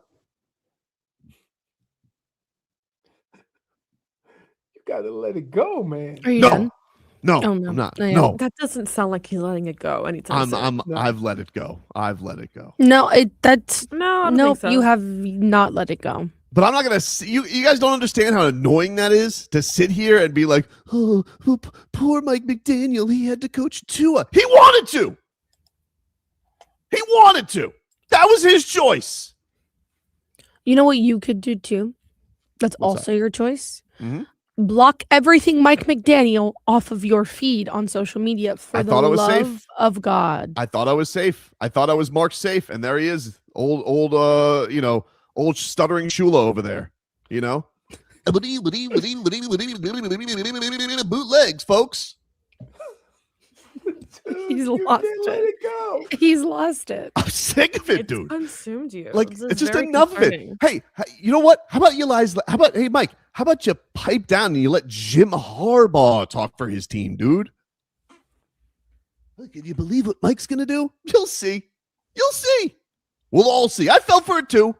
He's a duper, and not the good kind, not the receiver kind.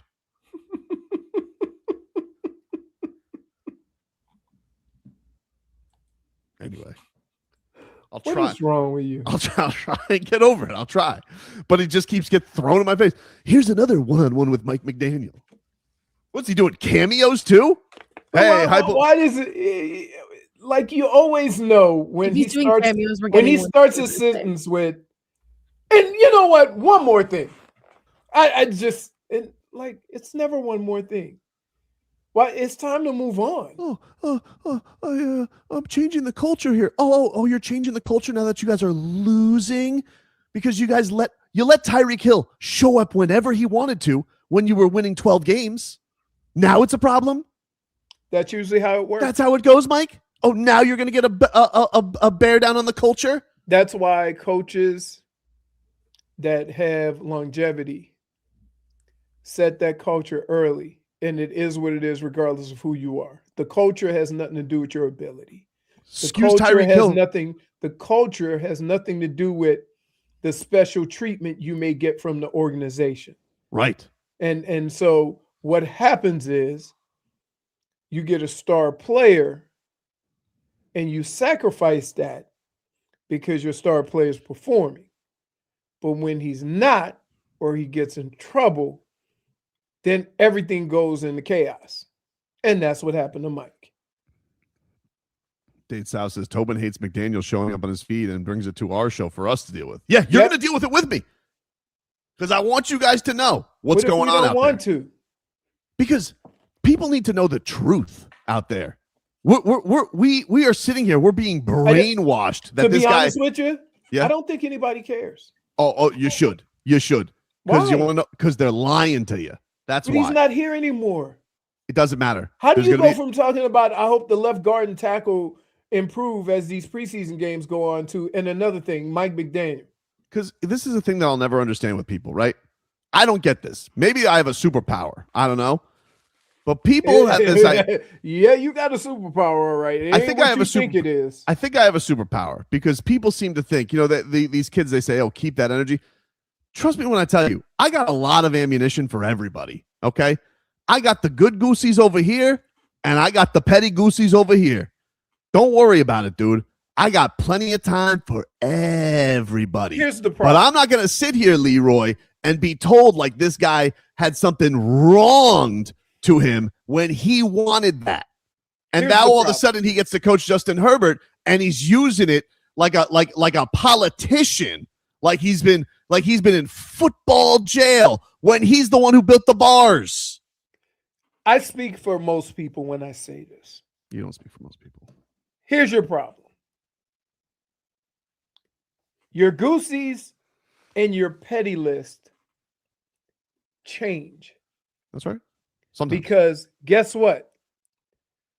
3 months ago, your petty was with Giannis, and now you all of a sudden got Goosies. Mm-hmm. Your inconsistency is what drives us crazy.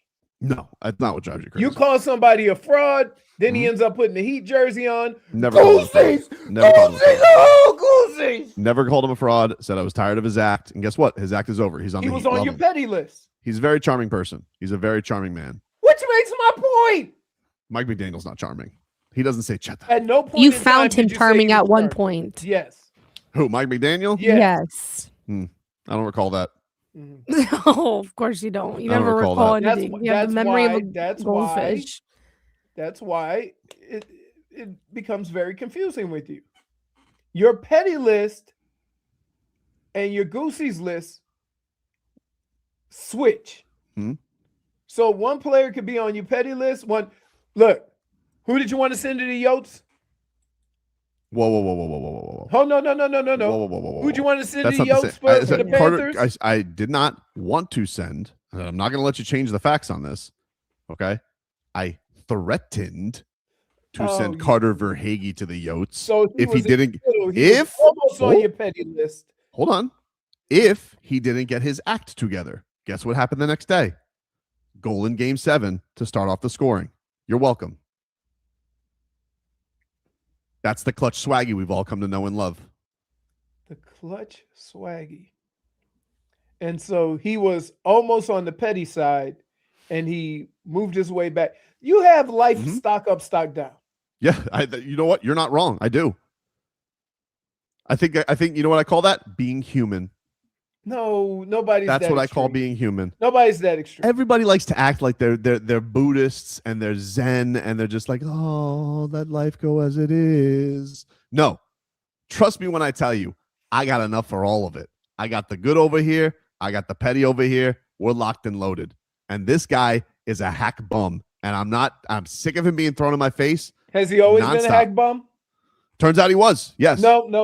Turns out he was. Turns out he was. Stop Turns it! out he was. Stop Turns it! out he was a hack Stop bum. being fraudulent. You don't know who people are until they face adversity, and he's a hack bum. And people are trying to go back to genius. With the Goosies from Mike McDaniel.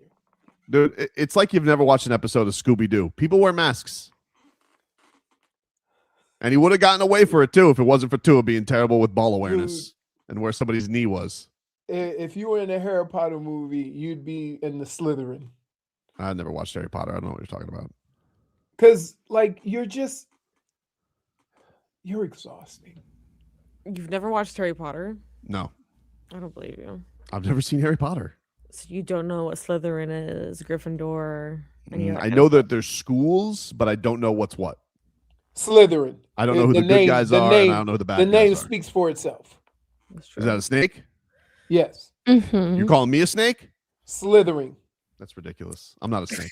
You do. You weave in and out of takes. You weave in and out of, yeah.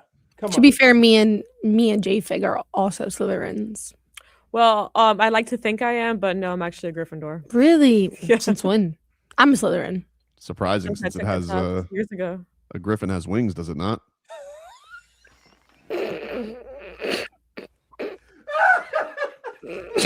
Wait.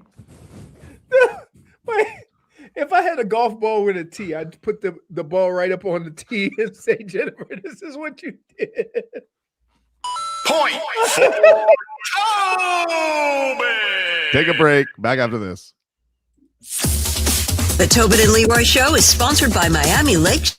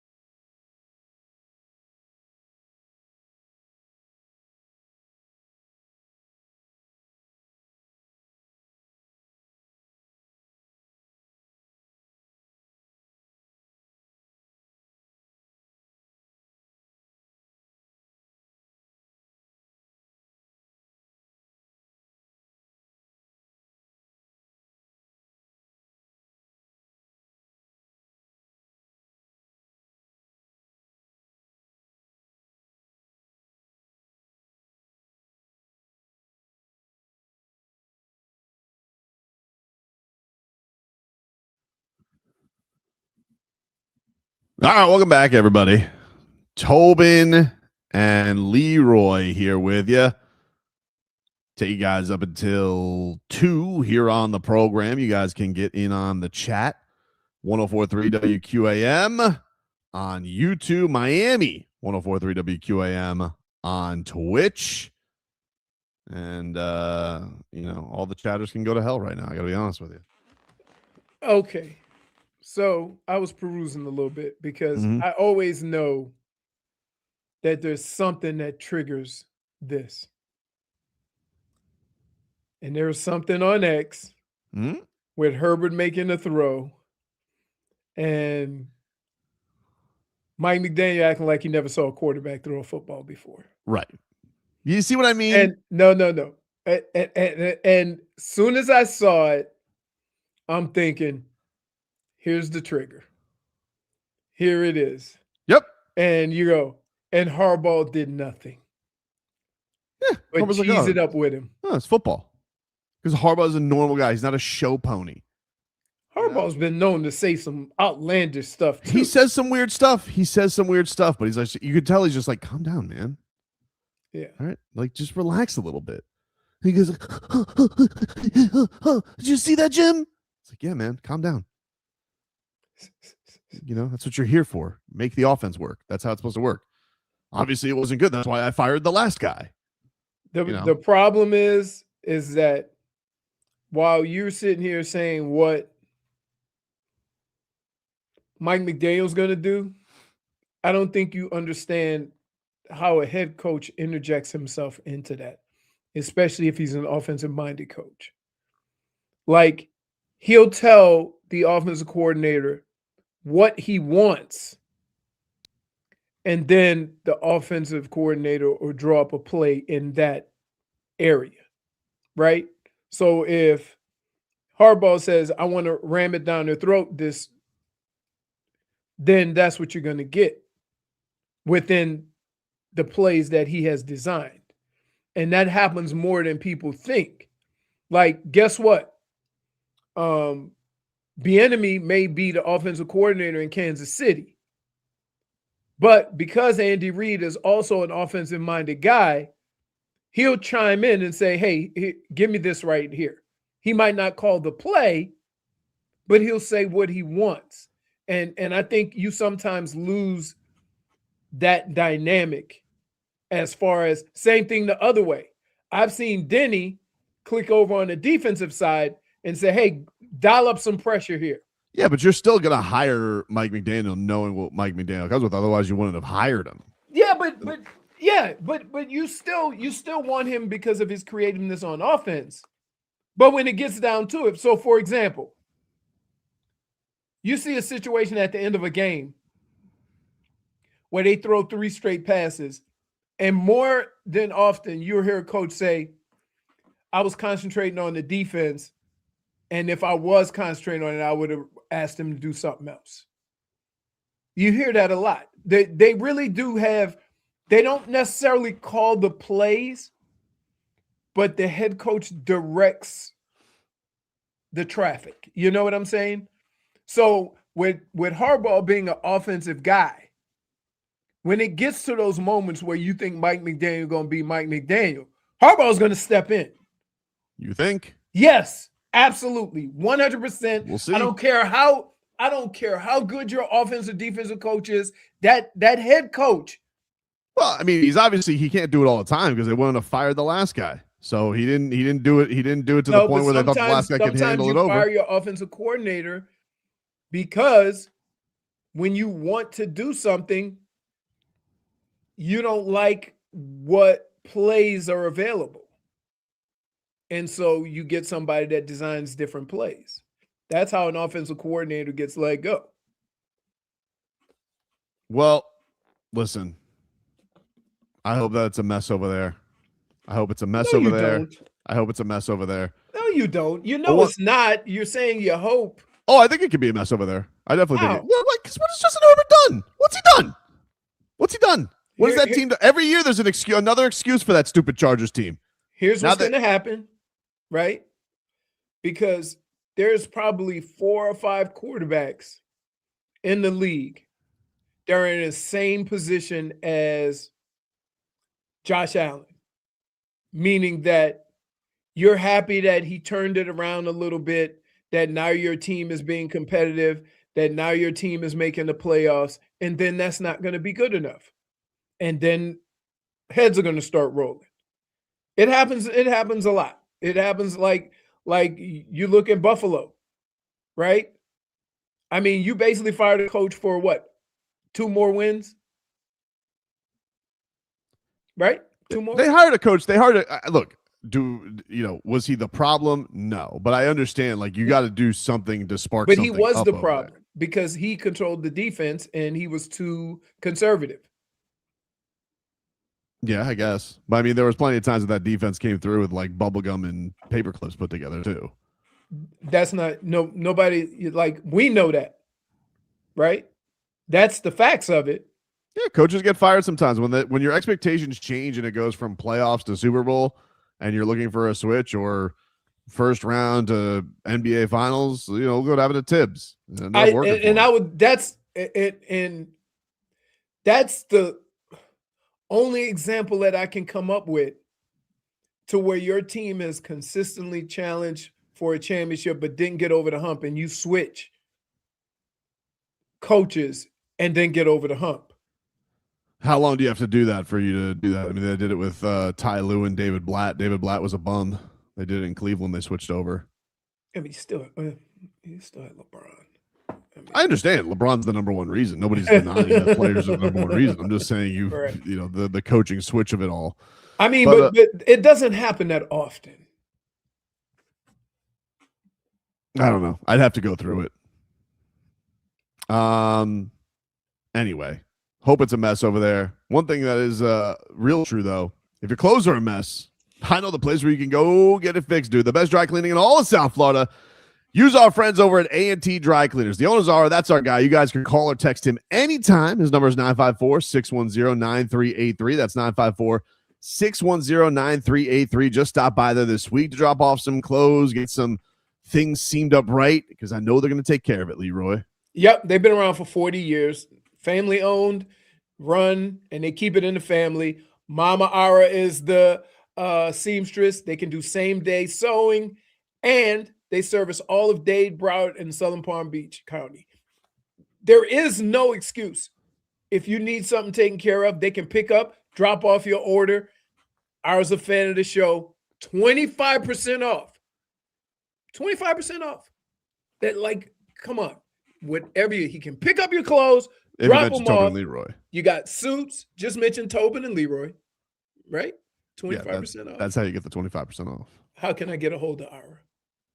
Call them up, 954-610-9383, 954-610-9383. And once you use A&T Dry Cleaners, you never want to launder your own clothes again. Go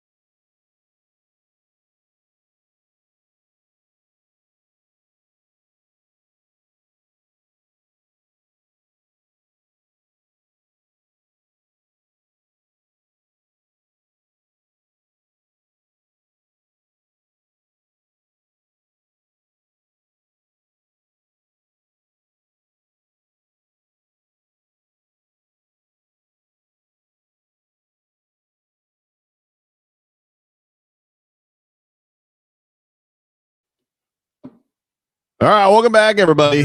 It is Tobin and Leroy here with you on FM 104.3 WQAM. We'll take you guys up until 2 here on the program. The Miami Marlins will be back in action this afternoon. It's a 1 o'clock or 1:10 first pitch from Lone Depot Park, and you guys will be able to hear that on AM 560 today.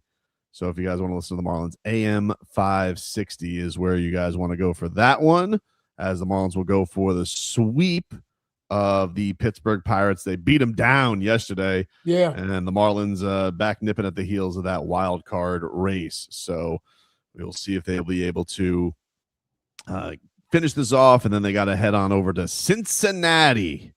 Cincinnati is where they'll go for the next one for 3 against the Reds. So that's what we got coming up here today. And a nice one yesterday. Griffin Conine just continues to hit the tar out of the ball.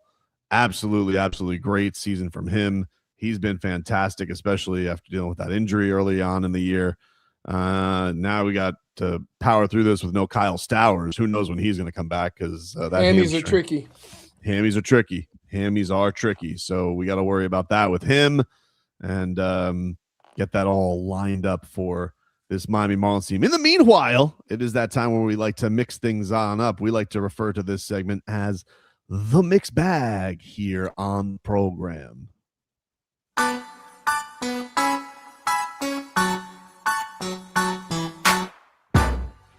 Leroy, are you familiar with JJ McCarthy?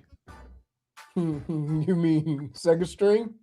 That's JJ right. McCarthy? That's right. That is what he is. Have you seen the memes with JJ McCarthy walking in and this little short guy whose head could barely see above all the of desk? the dwarf memes? Yes, Yeah. I'm sure you're all entertained Oh, by man. all of them. That seems like it would be right up your alley of tickling you pink. Yeah. JJ McCarthy, this is what he had to say on having to bounce back from being benched as the second string quarterback. You know, decision was made that was out of my control, and obviously every competitor wants to play. But moving forward, it's just about continuing to work hard and just staying ready for when my number's called. Can I just say something about JJ McCarthy? And I know he went to Michigan or whatever. He is trying to win an Academy Award for playing quarterback. Right? And the reason why I say that is he looks the part. He says all the things to be a quarterback. He does all the right things at quarterback, except play quarterback on the field. And you have other guys who are a little rough around the edges, but can play the hell out of the position. And so I think he needs to get away from it. It almost looks like it doesn't come natural to him. You ever see the quarterbacks that drop back and do the perfect steps and the perfect, that's how he does it. And I just wish he had some kind of like a wild part of his game to say, I'm an athlete, I can play this position. You don't ever see that with him. Well, speaking of quarterbacks, here's another one tied to Team Leroy roots for. Deshaun Watson. This is what he's had to say about the improvements he's made in camp. Just getting comfortable with what Coach Monken has, wanted us to do as a QB and as a team, and what is he looking for? Trying to get on the same page on how he calling plays in certain situations. So, my job every day is what I live by is just keep trying to win the day, and every day I just take it one day at a time. Can't rush anything, and let the football that I've been doing for my whole life just kind of take care of itself. So, no sir. Again, I'm in a good spot and just keep trying to work and find ways to get better. No sir. You've been playing football for most of your life. The last 4 years, you ain't paid a lick of quarterback. And also, nobody wants that quarterback. They want the quarterback you played back in like 2019. Correct. That's the quarterback everyone's looking for. Correct. The quarterback you've been playing all your life. But what does that say about what you have in the room if that's your best option? I mean, I don't know. It's not good. It's not good. They've really feel like they've botched that entire thing for the last few years with their quarterback situation, outside of like a run of Joe Flacco. It's crazy that some teams always manage to get it right, but you notice the teams that get it right prepare for it long before the other quarterback ends, right? They don't ride one quarterback and then when it ends, they go search for another one, right? Usually the teams that it works out for are the teams that prepare for that inevitability far sooner, by drafting a quarterback and getting another quarterback ready. Speaking of getting people ready, Mario Cristobal, he's getting some of the Canes ready as he had Jimmy Johnson come and speak to the team. Looking for guys to fight through the rigors, through fatigue, through discomfort. Coach Jimmy Johnson was here today. He spoke to the team this morning and hit on some just awesome messages like he always does. It takes you back to being in that room as a player when he talked about the importance of conditioning, about the importance of eliminating mistakes, the importance of having your best players be your hardest workers. Really hit home with the guys and certainly appreciate him. And he was out there at practice today, so it was awesome. And looking forward to having more alumni, more former coaches back here and always sharing with our football players and our team. Oh, that's Goosies. Mm-hmm. It's got to be a fun thing. Who gets to schedule what legends to come? Well, and keep in mind, it's also good that you have built a program to where guys want to come back. Yep. You know what I mean? So, I know a lot of new coaches that don't want those voices around. Well, it seems like Lane Kiffin just burned his Jayden Daniels bridge. I have a feeling he doesn't care. And that's the most how can you say you're going to a storied organization and then do something that you're indifferent about, right? That would, kind of show that you believe in the university and what they have there in the history of the university. But I do think it wasn't Lane Kiffin's decision. It should have been Jayden Daniels' coach's decision on whether or not that happened. No, it's the head coach. Well, Brian Kelly told Jayden Daniels, because this, before he got fired, he tried to get the number last year, and Brian Kelly told him that Jayden Daniels wasn't okay with him wearing his number. So he reached out originally because he coached he coached Jayden Daniels. Yeah, exactly. So he asked Jayden Daniels, "Hey, are you cool with Pickett wearing your number?" He said no, and so he wore number 3. Lane Kiffin basically said that this is his quote, "I've done a lot of research on that with the family and representatives, so I really didn't have a decision to make. It was promised to the kid. It wasn't done for whatever reason. I'm not going to get into that. I'm not going to judge something that was done when I wasn't here, but when the kid is promised something to come to a school, he should wear it. So at that point, I don't really think it's my decision. We should just honor what he was told." So he switched numbers to get number 9. He was 3 last year. Right. Because Brian Kelly asked him, "Hey, what number you want?" He goes, "Oh, well," he goes, "Hey, guess what?" Because like you said, the coach will tell him anything. So he gets to school and he goes, "Hey, guess what? Jayden Daniels not cool with you wearing his number, but oh well, you're a Tiger." And Brian Kelly gets fired. Lane Kiffin takes over, and Lane Kiffin's just like, "Oh, the kid was promised number 5. He doesn't have the relationship with Jayden Daniels. He probably didn't reach out to him." That's what I'm saying. I don't blame, not that he's an outstanding human being or citizen. He's not good at. He's not somebody who should be the messenger on promises. Yeah, exactly. Right. Right, as he left for school before they were in the playoffs. He's not the guy who should be, "Hey, promise is a promise." Oh, wait. Yeah, I guess. He's not necessarily the measuring stick in this situation. He just basically punches piloted the situation. Mm-hmm. Yeah, exactly. Exactly. And at the end of the day, he's trying to set, a tone with his team. And if one of his players wants a number and everyone says they don't care, he reached out to the coach before him and was to be honest with you, he would seem like the person that would say, "I wasn't here. I didn't make that decision. Keep me out of it." But he made a decision because I'm sure the player went over and said, "I was promised this number." Then I got here and he said, "No, I couldn't have it." But maybe he didn't know that this was going to be, he probably "Oh, Jayden Daniels isn't," maybe somebody told Lane Kiffin, "Hey, Jayden Daniels isn't going to be happy about that." But he probably didn't think that Jayden Daniels was going to be like, "All right, no more using my name, image, and likeness on it." So. Right. Right.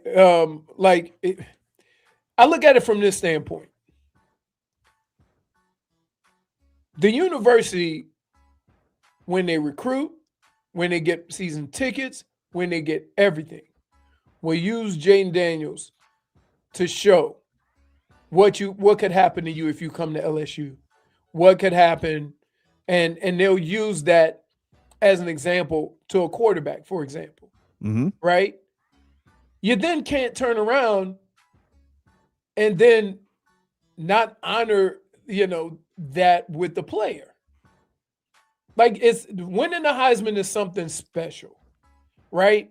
It is celebrated at every university with fans, with coaching staff, with everybody. It's a big time accomplishment that doesn't happen at your school, that much. You go and run sometimes. It happened at USC. It happened at Ohio State. It happened, at LSU. Like, yeah. That being said, to then just disregard it, like it almost to Jayden Daniels. If I'm Jayden Daniels, I'm thinking, oh, so I guess winning a Heisman is no big deal to them. I don't care how long I went there. Todd the intern, well, maybe he has a new Todd the intern, but Todd the intern should have been like, Mr. Kiffin, you shouldn't do that. Somebody should have come to him and said there had to be somebody who was a holdover. I have to imagine that someone did tell him that. I think he just doesn't care. He probably was just like, he was probably too deep into a Fat Tuesday daiquiri. He goes, oh, that's just what I imagine him They're doing. up everywhere, dude. You can get a daiquiri. Yeah. You can go to the grocery store and get a daiquiri. Did you see the new Tulane jerseys, by the way? Did what? Have you seen the new Tulane jerseys? No. Oh, I'm going to get them for you so you can see them. They're pretty cool. We'll take a break here on the program. Get you caught up with your headlines. We're back after this. Baseball coverage on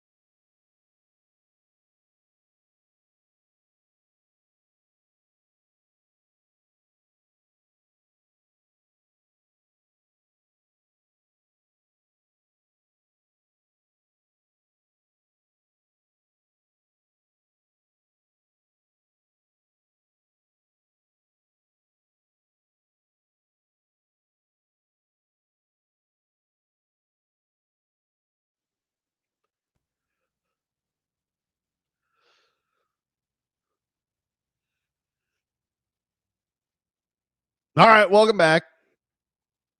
Tobin and Leroy here with you. FM 104.3 WQAM. Headlines brought to you by Doral Volkswagen, home of the Pricito, our lowest price. Visit us at Doral Volkswagen or DoralVW.com as the Marlins, they're back at it today. 1:10 is your first pitch from Lone Depot Park. You'll be able to hear that on AM 560 today. Kyle Seeloff and AJ Ramos on the call. Steven Strom will get you ready with Marlins on deck starting at 12:30. Again, that's on the AM dial today. Shout out, by the way, to our boy Jack McMullen. He's done TV this series. He's done a great job. Kid's got pipes. He's been very impressive with doing Marlins games wherever he does it. TV, radio, pipes. Especially in today's day and age, you're like, this kid's young. You're like, is he gonna? It said he's already killing the game for the Marlins. He's not even calling for like the Toledo Mud Hens or anything like that. So, shout out. He's doing a great job. Done a great job calling the games the last couple of years. Meanwhile, the Dolphins will be in action tomorrow, taking on the Commanders in preseason action. And we believe Malik Willis will play. And the starters, for the most part, the guys who aren't injured will go. I'd imagine Devon Achane's not going to play. What's the point? And plus, those other running backs, we need to see who's going to be the backup running back. There's certain positions you can get away with not playing very much. Running back's one of them. But he will need to get, a couple of touches. I told you, 10 to 15 touches all of preseason. You just want to get his beak wet? Yeah, that's it. Because you have to learn how to not pace yourself, but get your timing right with your reads and your acceleration through holes, and you got to see that with live action and getting hit. Got to get tackled a couple of times. You can't go into the first game never being tackled. The Tulane Green Wave, Leroy, they have unveiled new jerseys for this season. Kind of hard to be very it's green and light blue. So yeah, well they now have unleashed their new uniforms, and they are the Mardi Gras uniforms. Let me see it. So they're adding a little something to it. Oh, that hey. That's very New Orleans there, buddy. Yep. Guys cool, throwing though, the right? beat. They are cool. I like them. Those are like Power sick. Ranger at one moment. Oh my god, it is giving Power Ranger. Yeah. Is there any school that I could put on the screen other than Tulane that you would know right away where they're from? If you didn't know the uniform, if you weren't from here, but you were familiar with the cities and states. No, because not even Pitt has the Pitt colors, right? They do blue and yellow. Usually everything from Pittsburgh is yellow and black. Right. Is king cake any good? Yes. Is it? Oh, speaking of cake. Shut up, Schmeathan. Wait. Where's that tea in that bowl again? You did say that very enthusiastically. Yeah. Speaking of cake. Khabib, he's taunting his teammate, Islam Makhachev, who is going to be defending his belt on Saturday against Ian Machado Gary. And the fight is in Philly. And Khabib, who is his coach, he basically said that he told everybody in the training room for UFC Embedded that they're going to get a Philly treat, but he messed it up. Embedded, You know what we're going to eat now? What? Philly cheesecake. Steak. A Philly steak. Cheese steak. In my room, it's ready. Everything is hot, ready. But everybody invite except one guy. Who do you think? The guy behind you? Cutting weight. You don't need this. Philly cheesecake or cheesesteak? Oh, cheesesteak. Steak. Come on. First of all, the fact that he's even his English has gotten yeah. What a delight. Cheesecake. First off, listen, I ain't mad at a good cheesecake, but what is better, a Philly cheesesteak or a cheesecake? They're like in Steak. their own different categories. Can I just say this about Philly cheesesteak, wherever you have it,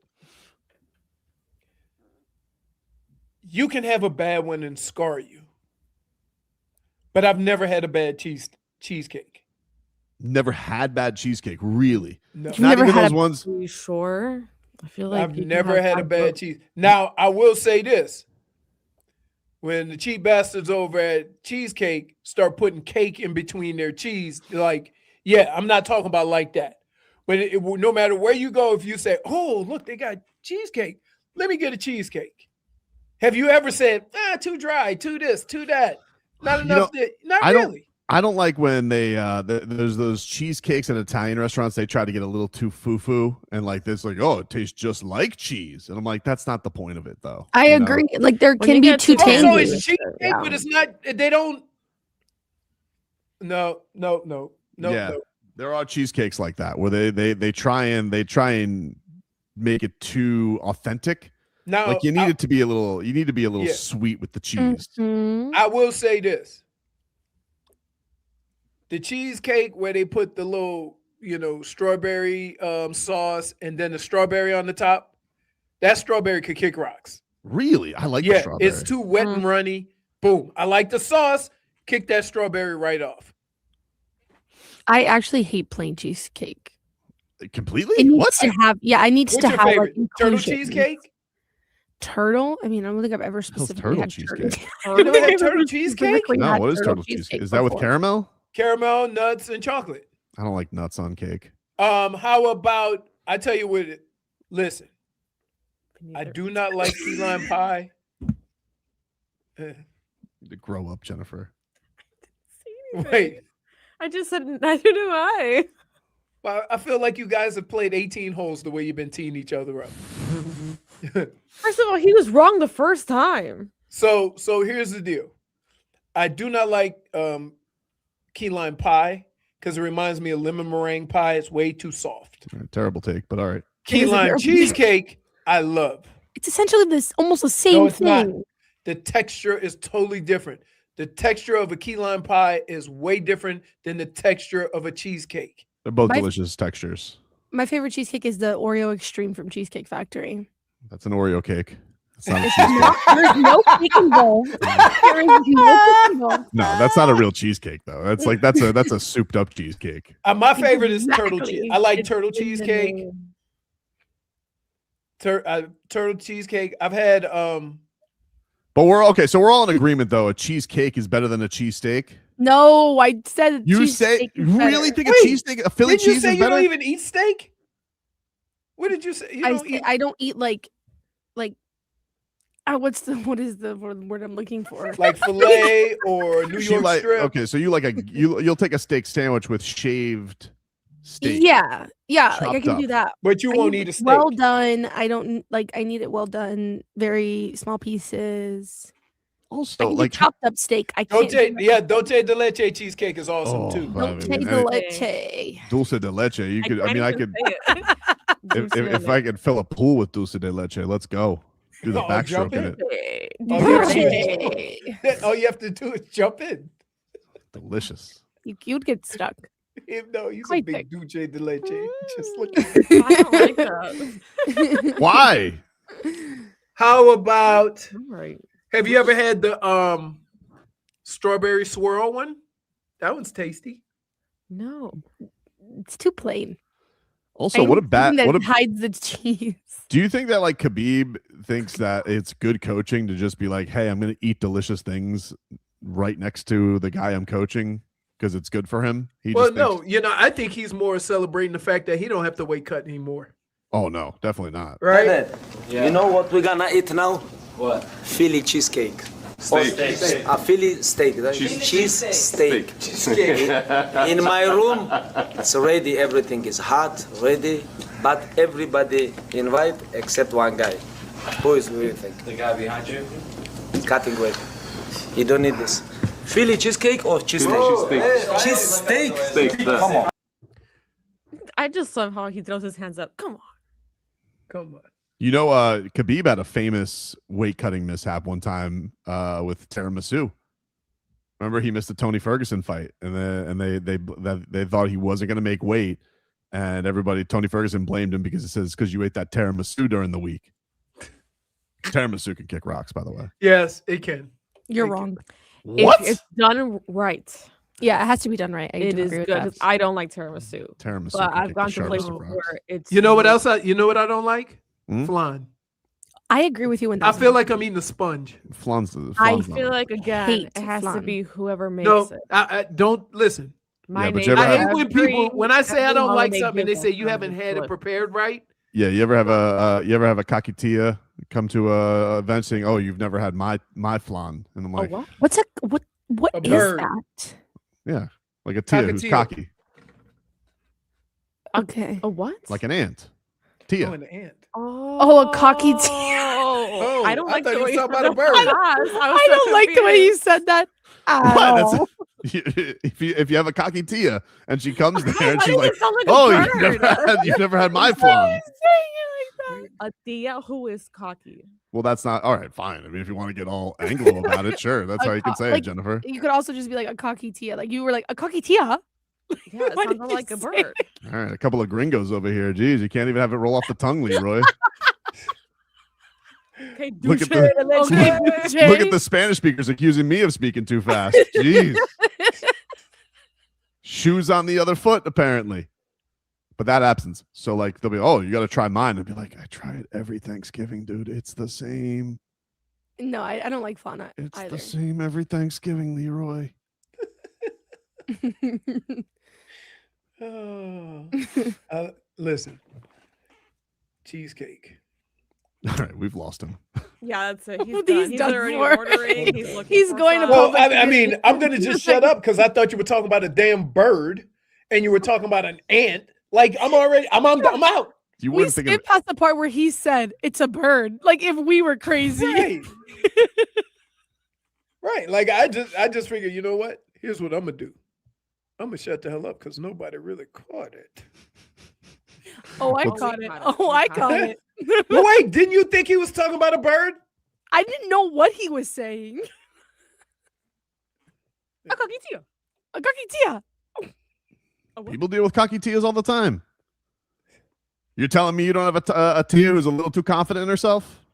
It's never happened? Or that soon as she gets over the house, she start dancing to whatever music's on. Yeah. That's just Hispanic people.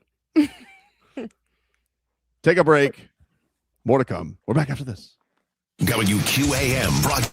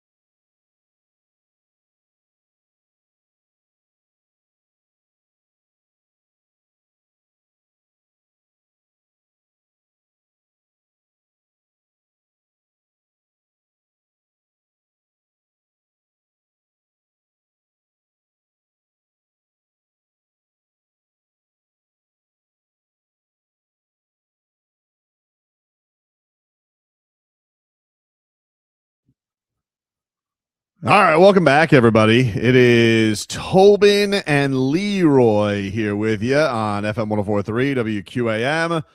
Miami Dolphins will have preseason game number 1 tomorrow at 7 o'clock, taking on the Washington Commanders. We'll get you started with our coverage with Game Day Uncensored. Football Voice will be back at 5 o'clock tomorrow, so looking forward to having that for you. And then we'll see what this new Jeff Hafley era has under the hood for the first preseason game. We'll get to see some of these young guys out there balling.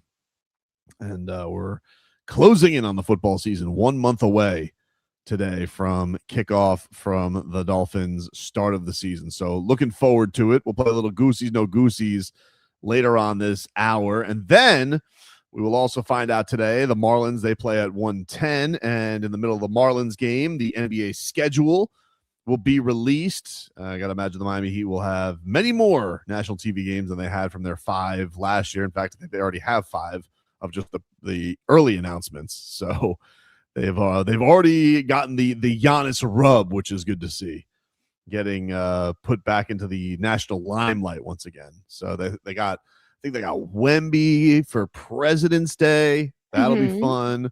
They got Black Friday. They're taking on the Knicks. They got the day before Thanksgiving. They got the Sixers. We know they're playing on Christmas. Their opener against the Timberwolves. So we'll see what else is being revealed today. By the way, Haywood Highsmith, the locksmith, got released yesterday by the Phoenix Suns. You guys into a Highsmith reunion? I'm into it. Are you into it? I'm not into it. I'm not into it. I think it's okay. Again, it's not like I think a priority. I think Haywood Highsmith will be there if he's, but I don't know if it's the number one thing they need right now is a wing defender. Maybe has taken a little bit of a step back. I mean, the Suns just got rid of him.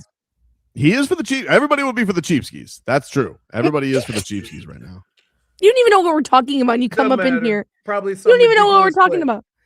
A ridiculous player, Haywood Highsmith. Didn't we already have him? That was the point. That's what we were discussing. That's what we're discussing. That was the topic. By the way, did you see that? So the Lakers sold for $12.5 billion yesterday. That's crazy. And one of the owners has a piece of the Miami Heat, Joshua Kushner. Now, I don't know exactly what the percentage number is. Google says it's less than 5%. He previously owned 2.5% of the Grizzlies, which he had to divest. So I'm assuming it's more than 2.5% that he owns of the Heat.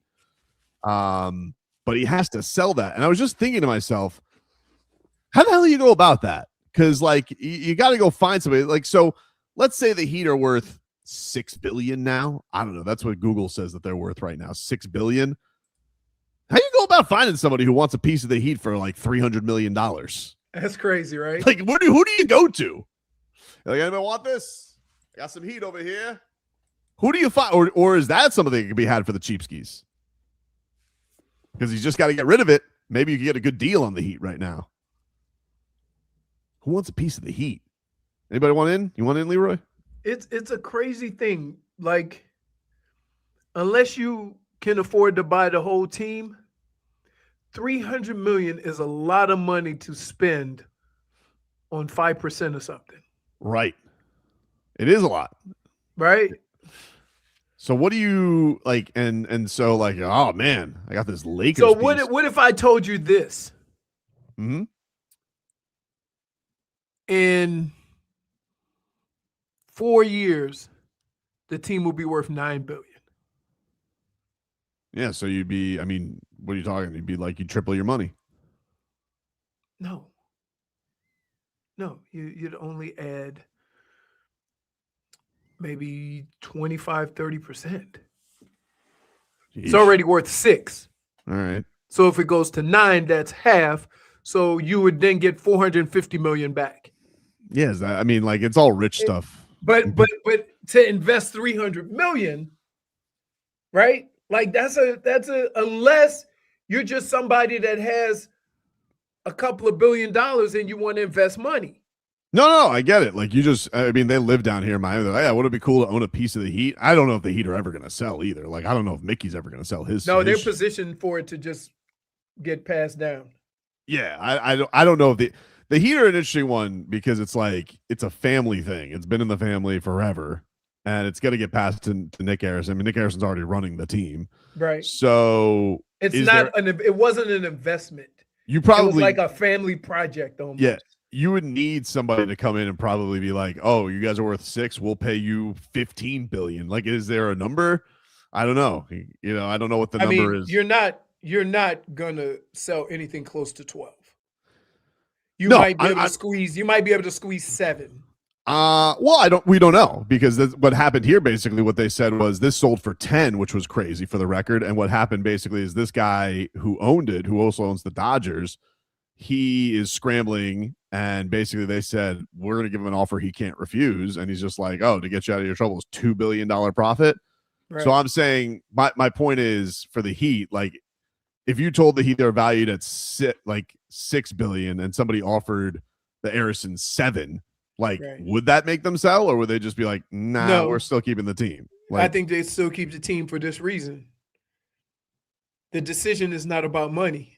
That's what I'm saying. So, like, it has to be an exorbitant amount of money for you to actually be swayed into doing it. Think about this. The Bus family has owned it. He bought it for $60 million or something. Right. And now. So they sold it for 10. So, like, when you think about that, going from 60 million to 10 billion, right? It makes it a little bit easier to come off of that. And that was their thing. Like they didn't own a big company or something. The Harrisons have other stuff. It's got to be more fun to own the Heat than Carnival, though, right? Yeah. I mean, Carnival's kind of You're asking cool. the wrong guy. Like, it's kind of cool to own. Yeah, I mean, I know you're not the biggest cruise fan in the world. I mean, you can cruise anywhere, but you got to make sure everybody's vacations are cool. Like, owning the Heat, they got to be, like, that's got to be, at least on the rich guy standings, I feel like that's got to be cool. Owning a piece of a team. Yeah, especially if you own it for that long. Are you big balling if you say, you lie, right? You say, oh, I own a piece of the Heat. Nobody that guy? Yeah, nobody cares that this guy owned a piece of the Heat. I don't know who that guy is. Yeah, but when you say how much, you say 5%, and you go, you know. Yeah, what are you, a season ticket holder? Right. Like, what does that mean? That means that he can get floor seats when he wants. That's about it. Yeah, I mean, like, or does he get to go in the owner suite? Do you think Mickey, like, does Bam know who he is? You think like he's got to get Bam's number if you have 5% of the Heat? I think they don't give him. I don't think they give him the number either. Like, does he get to meet Giannis? No. Although I will say in Cleveland, I knew all the owners. All of them, even the 5%ers? There was no 5%ers. There was two guys. The guy who brought the Browns back to Cleveland and the Modells. Kushner acquired, according to AI, he acquired a small private limited stake in the Heat in 2024. Windhorse says that he has to sell that. Kushner is a minority owner of the Heat, previously a minority owner of the Grizzlies. Therefore, he's been approved by the NBA. He's been vetted by some level to own a piece of two different teams. In fact, he's going to have to sell his share of the Heat, which, by the way, the Heat don't sell shares very often. That's a very closely held team. That's neither here nor there. He'll have to sell those shares of the Heat before he can buy the Lakers. So, like, again, like, how does he do that? Like, does he just throw it up on eBay? I mean, what if the Harrisons just buy it back from him? I don't think he bought it from the Harrisons. I think he bought a slide. Of course, at least AI says that. I don't know that for sure. I'm just going by what Google says. Yeah, I guess the Harrisons could buy it back. Right. They could just be like, all right, because why not? Like, that would seem like that would be the fastest way to do it, right? Yeah. But who do you go to? Messi? No. Why would he want to? I'd figure he want to own a soccer club. Maybe he likes hoops. But doesn't he have a piece of the Pinks? Yes. Right. What about Barkey? He loves basketball. I was just about to say that. Can Barkey get it for like $300 million? No, he's gotta have investors. It's hockey. Well, maybe get it on a discount. For the cheapskies? For the cheapskies, yeah. The real world don't work like that. The only world that works for the cheapskies is your world. Interesting. Well, have you ever bought a car and say, hey, can I get this car for the cheapskies? Yeah, I tried that. Didn't work. That's when you negotiate. Oh, God. Crazy. How many guys in your Rolodex can just drop 9 figures for a piece of a basketball team, and then you have to get them approved. I mean, there could be some real seedy there's characters only down. 5 basketball players that could do it. Yeah, right? Like, yeah. You I got don't know. LeBron, Steph, and I don't even know if Steph could because Steph probably could. KD? Yeah, KD probably could. He's been making a boatload of for money shoes for a too. Yeah, he's got a shoe line. I would say he probably can. Ooh, what if we D get Wade?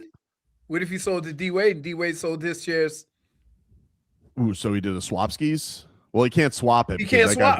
He just sells his shares. So his shares are going to be like. So D Wade sells the Jazz stock and then he gets involved with the Heat stock.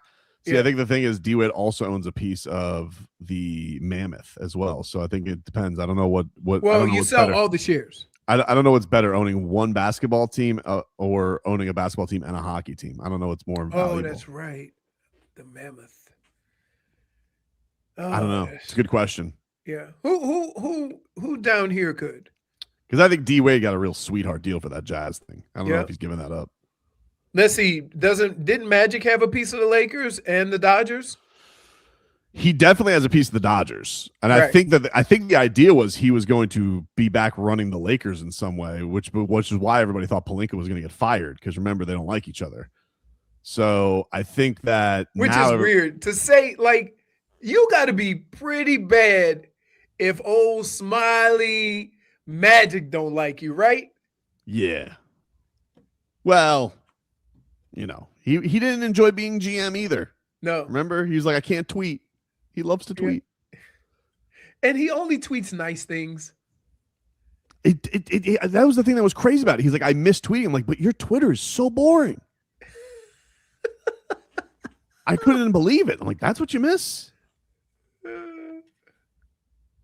I'm trying to think. Who it would have to be basketball. Well, you got guys like Tom Brady that could. Maybe Troy Aikman. Listen. Troy Aikman could get into town. Ooh, Troy Aikman owns a piece of the Heat. That'd be kind of cool. I like Troy Aikman. Well, I'm glad this Kushner's not going to own the Heat anymore. The hell with him.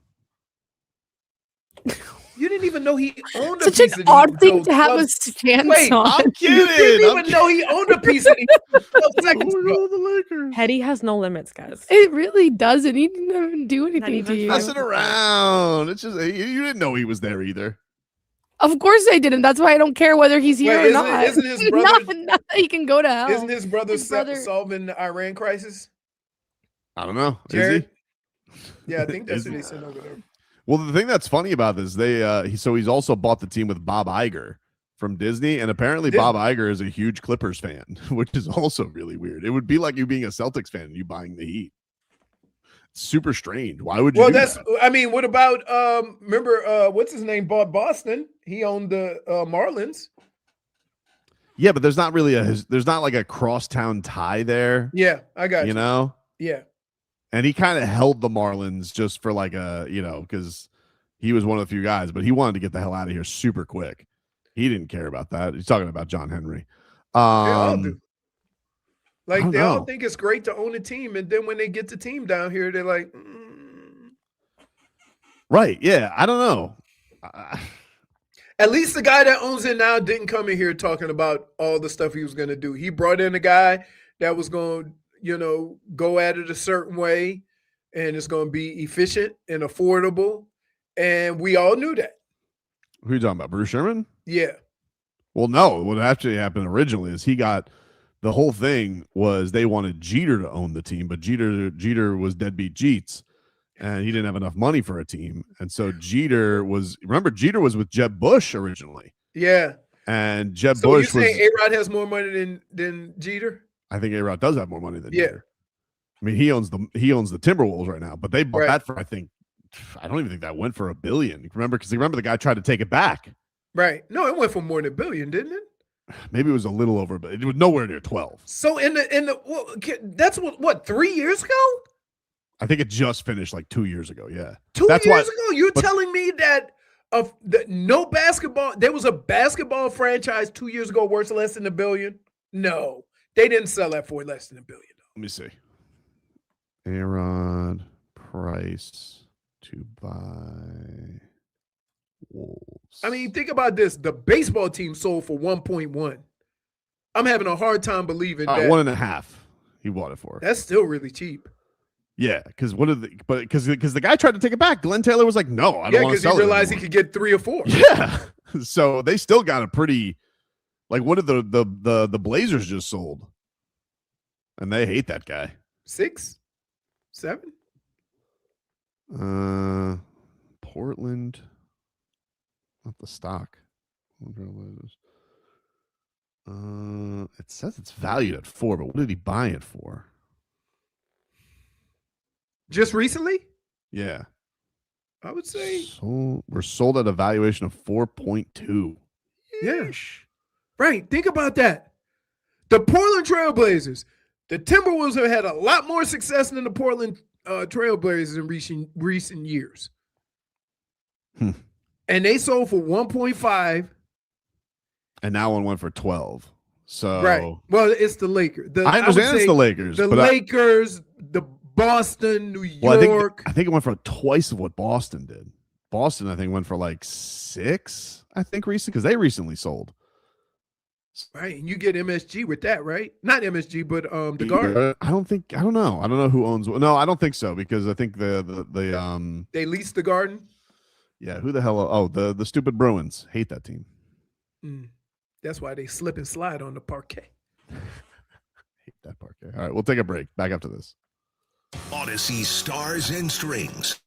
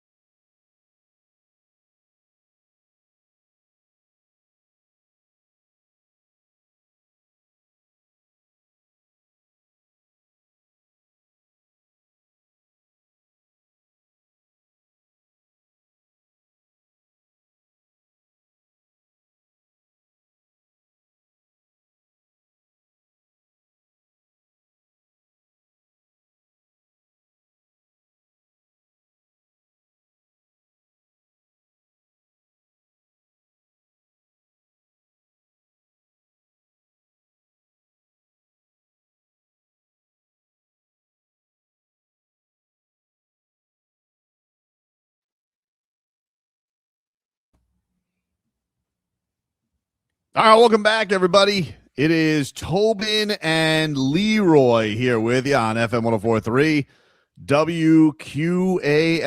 We'll take you guys up until 2 here on the program. Miami Marlins back in action in an hour. Not even an hour. What do we got? We're like 20 minutes away from first pitch. 20 minutes away from first pitch. Marlins, Pirates, going for the sweep. Hopefully Paul Skenes can get off the beach, you bum. You go hit Ruiz and then you just go hit the beach. I love a good paparazzi catching an athlete just living their life, and they're like, look at this guy. He doesn't care about sports. Velocity's down to 95 and he's out suntanning. That's great. Hey, you know what? I think that's got to be like the first time a guy's gotten caught in the paparazzi just after playing the Marlins. I feel like it's usually like a New York thing. I remember when A-Rod got caught by the paparazzi because he was out living his best life. Yeah, but he wasn't. A-Rod was shirtless in the middle of the park. At least he was on the beach. That's true. That did happen too. I'm like, yeah, the fact that he was shirtless didn't matter. The fact that he was shirtless in the middle of a park, yeah, that's a little weird. Does he really care about baseball if he's out suntanning? Dude, can I just tell you, I've seen my teammates do some things that you would question whether they were ready to play football. And they always managed to play football. Like one has nothing to do with the other. Like we did that with the remember the Giants when they came down here and were on a boat? Of course. And then they lost and they said that's because they didn't take it serious. They were on a boat. I'm like, really? Yeah. That's how they lost. Yeah, that's it. It's not about being on a boat. It's about getting caught on a boat. But I think the thing that he should be most ashamed of is, man, that guy needs to get to hit the sun even more because he is pasty. He is in Pittsburgh. He is. Okay. But I thought that I didn't think Pittsburgh was that glum this time of year. There's certain places in the Midwest are glum. It always seems like it's the middle of December. It's never tropical in Pittsburgh? Never, like, yeah. It's just always, is it always just smog and steel in Pittsburgh? Is it like London? No, there's some, like, believe it or not, golf is really good in Pittsburgh, in Pennsylvania. A lot of awesome golf courses. It's just like, it's a steel, like hard workers, like cities tend to look like that. Conversely, you go to Minnesota, it looks like a tech city, right? Like high rises, downtown is like clean and like it just looks totally different. Forget what you've seen on TV recently, right? But there's a lot of corporations there. Who's the Best Buy's there? Target is there. Who's the tape company? 3M. Scotch? 3M is there. The hell's 3M? Isn't 3M tape?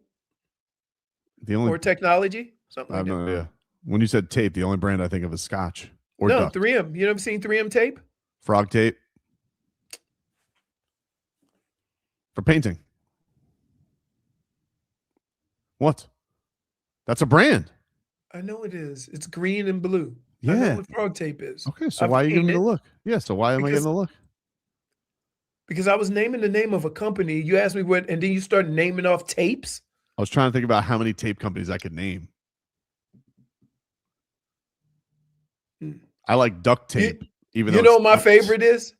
My favorite is that, like, you ever go to the store, let's say you go to Walmart or something, and you say, where's your Scotch tape? Right? But it's not really Scotch tape. It's their brand. Of course. But it looks the same and the same. Yeah. Yeah, it's like But you could just call it. There's certain items that just have the name, even though you're not buying that brand. Kleenex. Right. That's it. Yep. That's the way it goes. All right. Glad we covered this up. Paul Skenes, care about baseball a little bit more, dude. All right. Let's get it together. You need to care about that fastball. That heater has slowed down. Yep. Man, too bad he's not pitching back in 1998 because, man, 95 would have been real good, Paul Skenes. Everyone can do it now. It's Now not it's special. now it's a change up. Yeah. 95. Why can't anybody stay healthy anymore? Oh, I don't know, because we're making everybody throw 99 as a baseline now. Right. Shocking the body can't hold up to that. Shocking. I don't really understand this, guys. Why is every young pitcher done by the time they're 20? Oh, I don't know, because you're making them throw like a bazooka 100 times and they're tapped out by the time they can drink. Right. Take a break. Get you caught up with your headlines. We're back after this.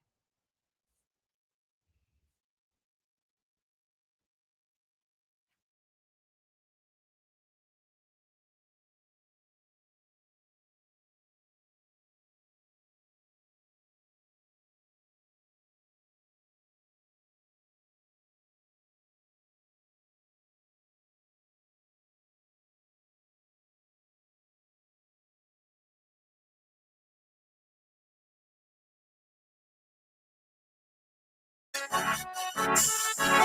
right, welcome back, everybody. It is Tobin and Leroy here with you on FM 104.3 WQAM. Take you guys up until 2 here on the program as Marlins going to be back in action coming up here. That you can find that game on the AM dial, by the way. About to fire this puppy up on Marlins TV. Get to watch the fish bust out the brooms, Leroy. Yep. Man, the up and downs of this team, because when it goes sideways, it's not like they losing like 2-1 filthies and some unfortunate, but they're close. They look bad. Yep. But if they can have a good weekend, the first one, TCB, take care of this game. Okay? Yes, first TCB. things first. But they take care of this game, and then if they can take 2 out of 3 from the Reds, we're gonna have a juicy series next week against the Phillies. Could possibly jump them back on the wild card lead. Do they do head-to-head to determine, or do they do playoff? I think they did 1 game playoff. For same record, right? I think they do playoff. Yeah, so they don't even go through all the but every other sport does. But you don't got to worry about it, other people's results. It'll be right there for you. Right there for you. So you got that for you. We'll get to some headlines here brought to you by Doral Volkswagen, home of the Pricito, our lowest price. Visit us at Doral Volkswagen or DoralVW.com, and we'll get that game underway here. We got this up. We got some action. Man, they're just going over Griffin Conine stats since July 9th, hitting .310, 10 home runs, driven in 17. Whew, he's been killing it. Yes, unbelievable. The Miami Heat, their schedule comes out today, 3:00 for the schedule, which means tomorrow. No. I'm just messing with you. I wouldn't do that to you for 82 games. I Yes, think I did that during COVID. Yes, you would. I did that during COVID. You've actually started to say we're going to do it in quarters. I have done the bit before, but I have found it to be selfish for you, so I won't do it. But I am bringing it back next year for football. You got 1 year reprieve, or I'm changing it to you like the chances. That's how it's going to go, dude. I so love just the way you went through the whole schedule and say, Leroy, do you like the chances? I like to, and to be honest, to do that with this team this year is like not even realistic, because you have no idea what this team's going to look like. I have no idea. Right, me either.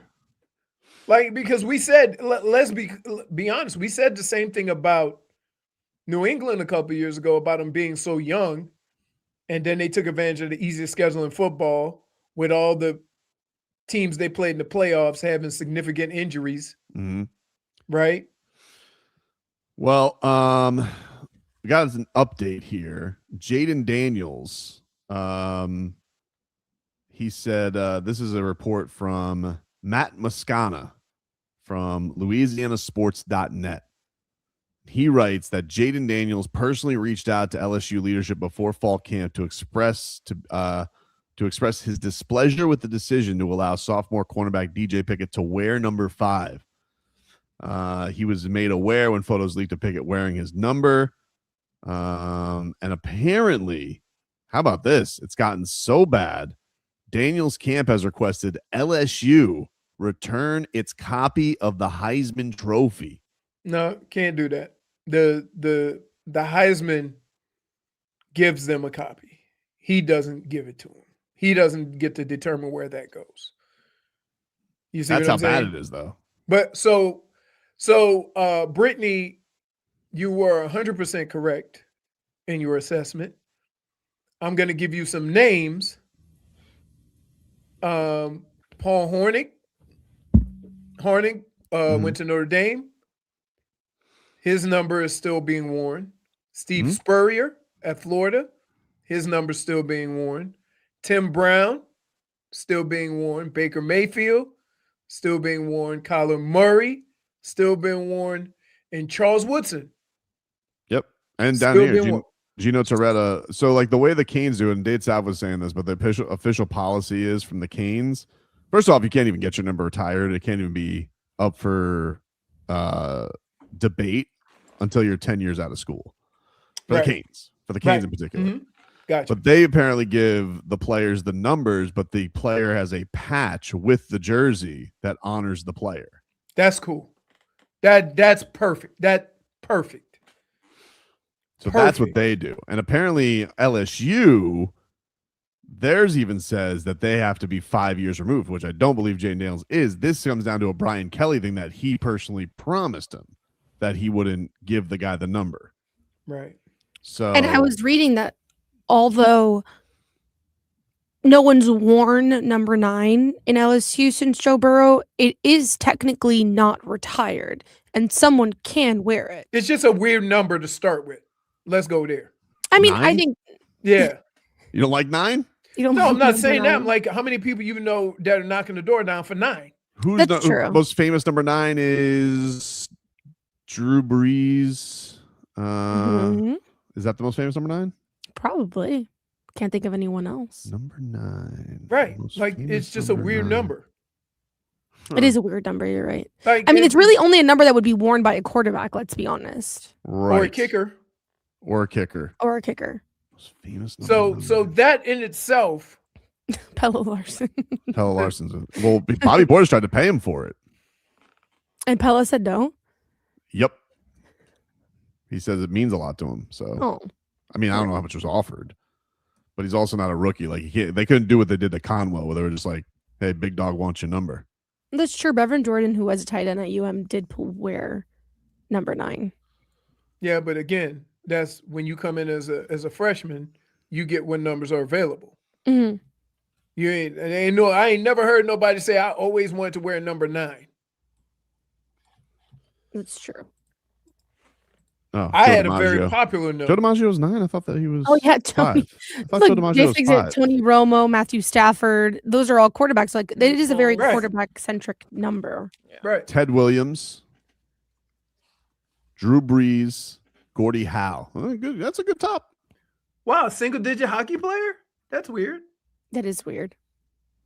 Well, it probably cost a lot for Sam sewing back Bennett then. wears number 9. So like, I mean, keep in mind that his number is more attractive I than thought Joe DiMaggio wore 5. Huh? I thought Joe DiMaggio wore 5. I don't know. Yeah, Roger Maris wore number 9. Yeah, this is a stupid list. Get out of here. Stupid. So yeah, that's kind of the, I get it. It's just giving prima donna, in my opinion. Like, And it really is a non-issue. and Charles Woodson donated money to the school. Did he? Still, Mhm. crickets. I think like retired numbers in college is very odd. He's just thing very. to see. I think the thing I find most surprising about it is he's very close to playing at LSU. It's not like this happened. But that's where 10 kids are years ago. nowadays. They don't. You know what I They mean? don't. Like, remember don't when look at it that way. when the kid wanted to wear, who was it? It was Abdul Carter wanted to wear Lawrence Taylor's number. I'm like, that's a ridiculous thing to go ask Lawrence Taylor for. He's Lawrence Taylor. Right. Yeah. Like, don't do that. And I know him, and I'm like, he probably said, "Who are you? Yeah. Like, Who? What have you done?" it just feels very new because what is he? This is his 3rd year, Jayden Daniels? This is his, or is it 4th? Yeah. Third No, or it's his fourth? third. I It's think his I think it's his third. 3rd. I So believe first, it's his third. rookie year, he went to his NFC championship or Super Bowl championship. NFC Championship. Mhm. Then second year, he got hurt. Yeah, Yep. then he's going into his 3rd season right now. Okay. But it's just weird. He's so closely removed from LSU, like you said. And it's just a non-issue. You only played 1 season there. You won the Heisman. Like, yeah, you did. But you didn't even make the playoffs. Now team that wasn't I that think great. about it, that I'm gonna agree with Brittney. If you have to ask for your jersey to be retired, it shouldn't be retired. It's Right. kind of something that has Mhm. to, like, it's almost like an honor that's bestowed upon you. You don't go and ask for it. That's like Well- somebody I know that said, I deserve the Pulitzer. I mean, what is it? The award for doing humanitarian work. Who said that? Oh, Who said that? I remember that. The president. The president, before he got the award of peace, of course, from FIFA. Right. Oh. Like if you have to go and tell somebody you deserve an award, you probably shouldn't get it just based on that. I think a couple of things play into it. It's college. There's a ton of numbers. Everybody seems like they keep the numbers in regulation. If it was a franchise, like if any kid came and said, "Hey, I want to wear D Wade jersey," no, sorry. But you know what else though? You know what else I would say? That, like, say for example, Sean Taylor. Mm-hmm. If people would have came on that field wearing that jersey, the players would have told him go change. Yeah, but you see what I'm saying? I think they have issued his number again. They have. But I remember the name. It was Gervin Hall. He was a safety that wore 26. But I'm saying that, like, when it first went down, I think there were players that would say, "No, sir, absolutely not." And so sometimes that, sometimes the players do it too. Like I would almost guarantee you if anybody had, I'll give you and I could say this: anybody wear 19 in Cleveland? No, because nobody won at 19. But it's a weird number.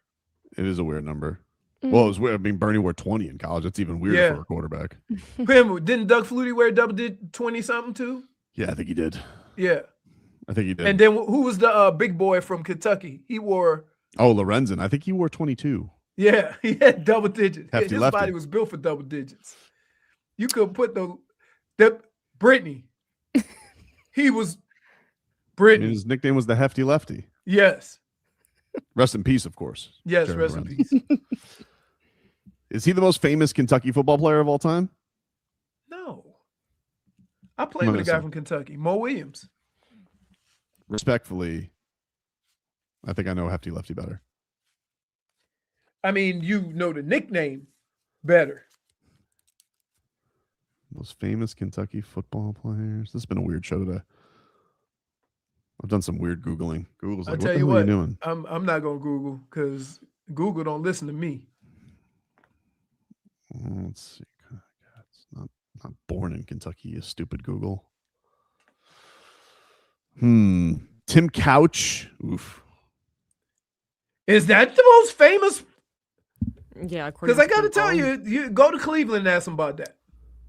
Most famous Kentucky Wildcat football players of all time include some legendary ones, including Tim Couch, Benny Snell Jr., Art Still, Randall Cobb played at Kentucky. I would say Randall Cobb.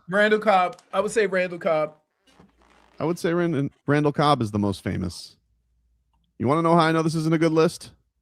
Lynn Bowden Jr. is on here, and the Dolphins were trying to make him a thing for 4 years. Now, basketball, it's a different story. Well, basketball, we not count basketball. Basketball's a story. Oh, that's good. Right. And listen, it's a basketball school. That's what it is. Ashley Judd doesn't show up for the football games. Is she showing up anywhere these days? Or just at Kentucky games? I'll move on. Take a break. Back after this. WQA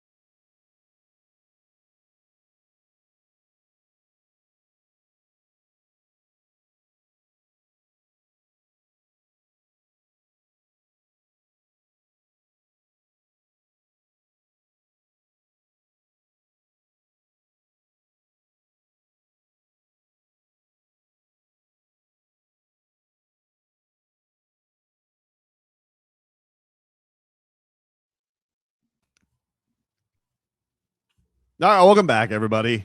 Tobin and Leroy here with you on FM 104.3 WQAM. Take you guys up until 2 here on the program. Leroy, can we get a weather update, please? Brought to us by Tornado Roofing and Contracting. Protect your home before the next storm. Get your free roof and window estimate today. Call 954-968-8155. Everything's barely moving. So I'm going to say a light breeze out of the east. About 5 miles an hour. I do see some gloomy clouds just north of me. So you look for a passing shower later on in the evening.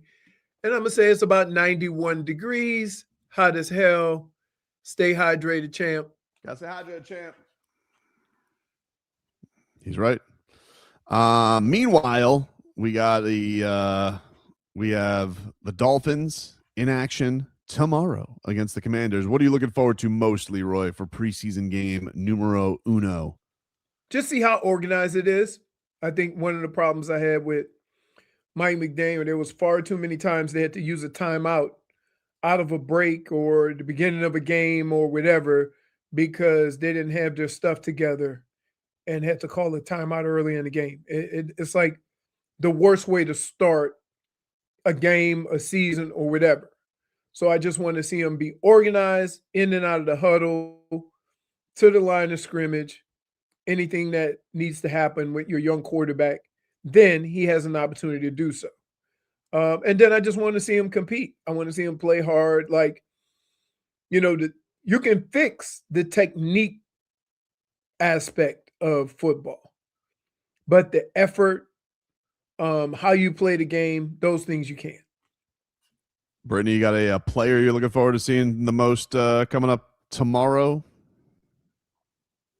How can you call a timeout before you snap a ball? Have you watched the Dolphins the last couple of years? Crazy. I don't know if it's excitement or anticipation is the word for it, but I just need Caden Proctor to show me something good. What? Wow, really? It's not going to happen right away, though. Hey, I don't care. Better.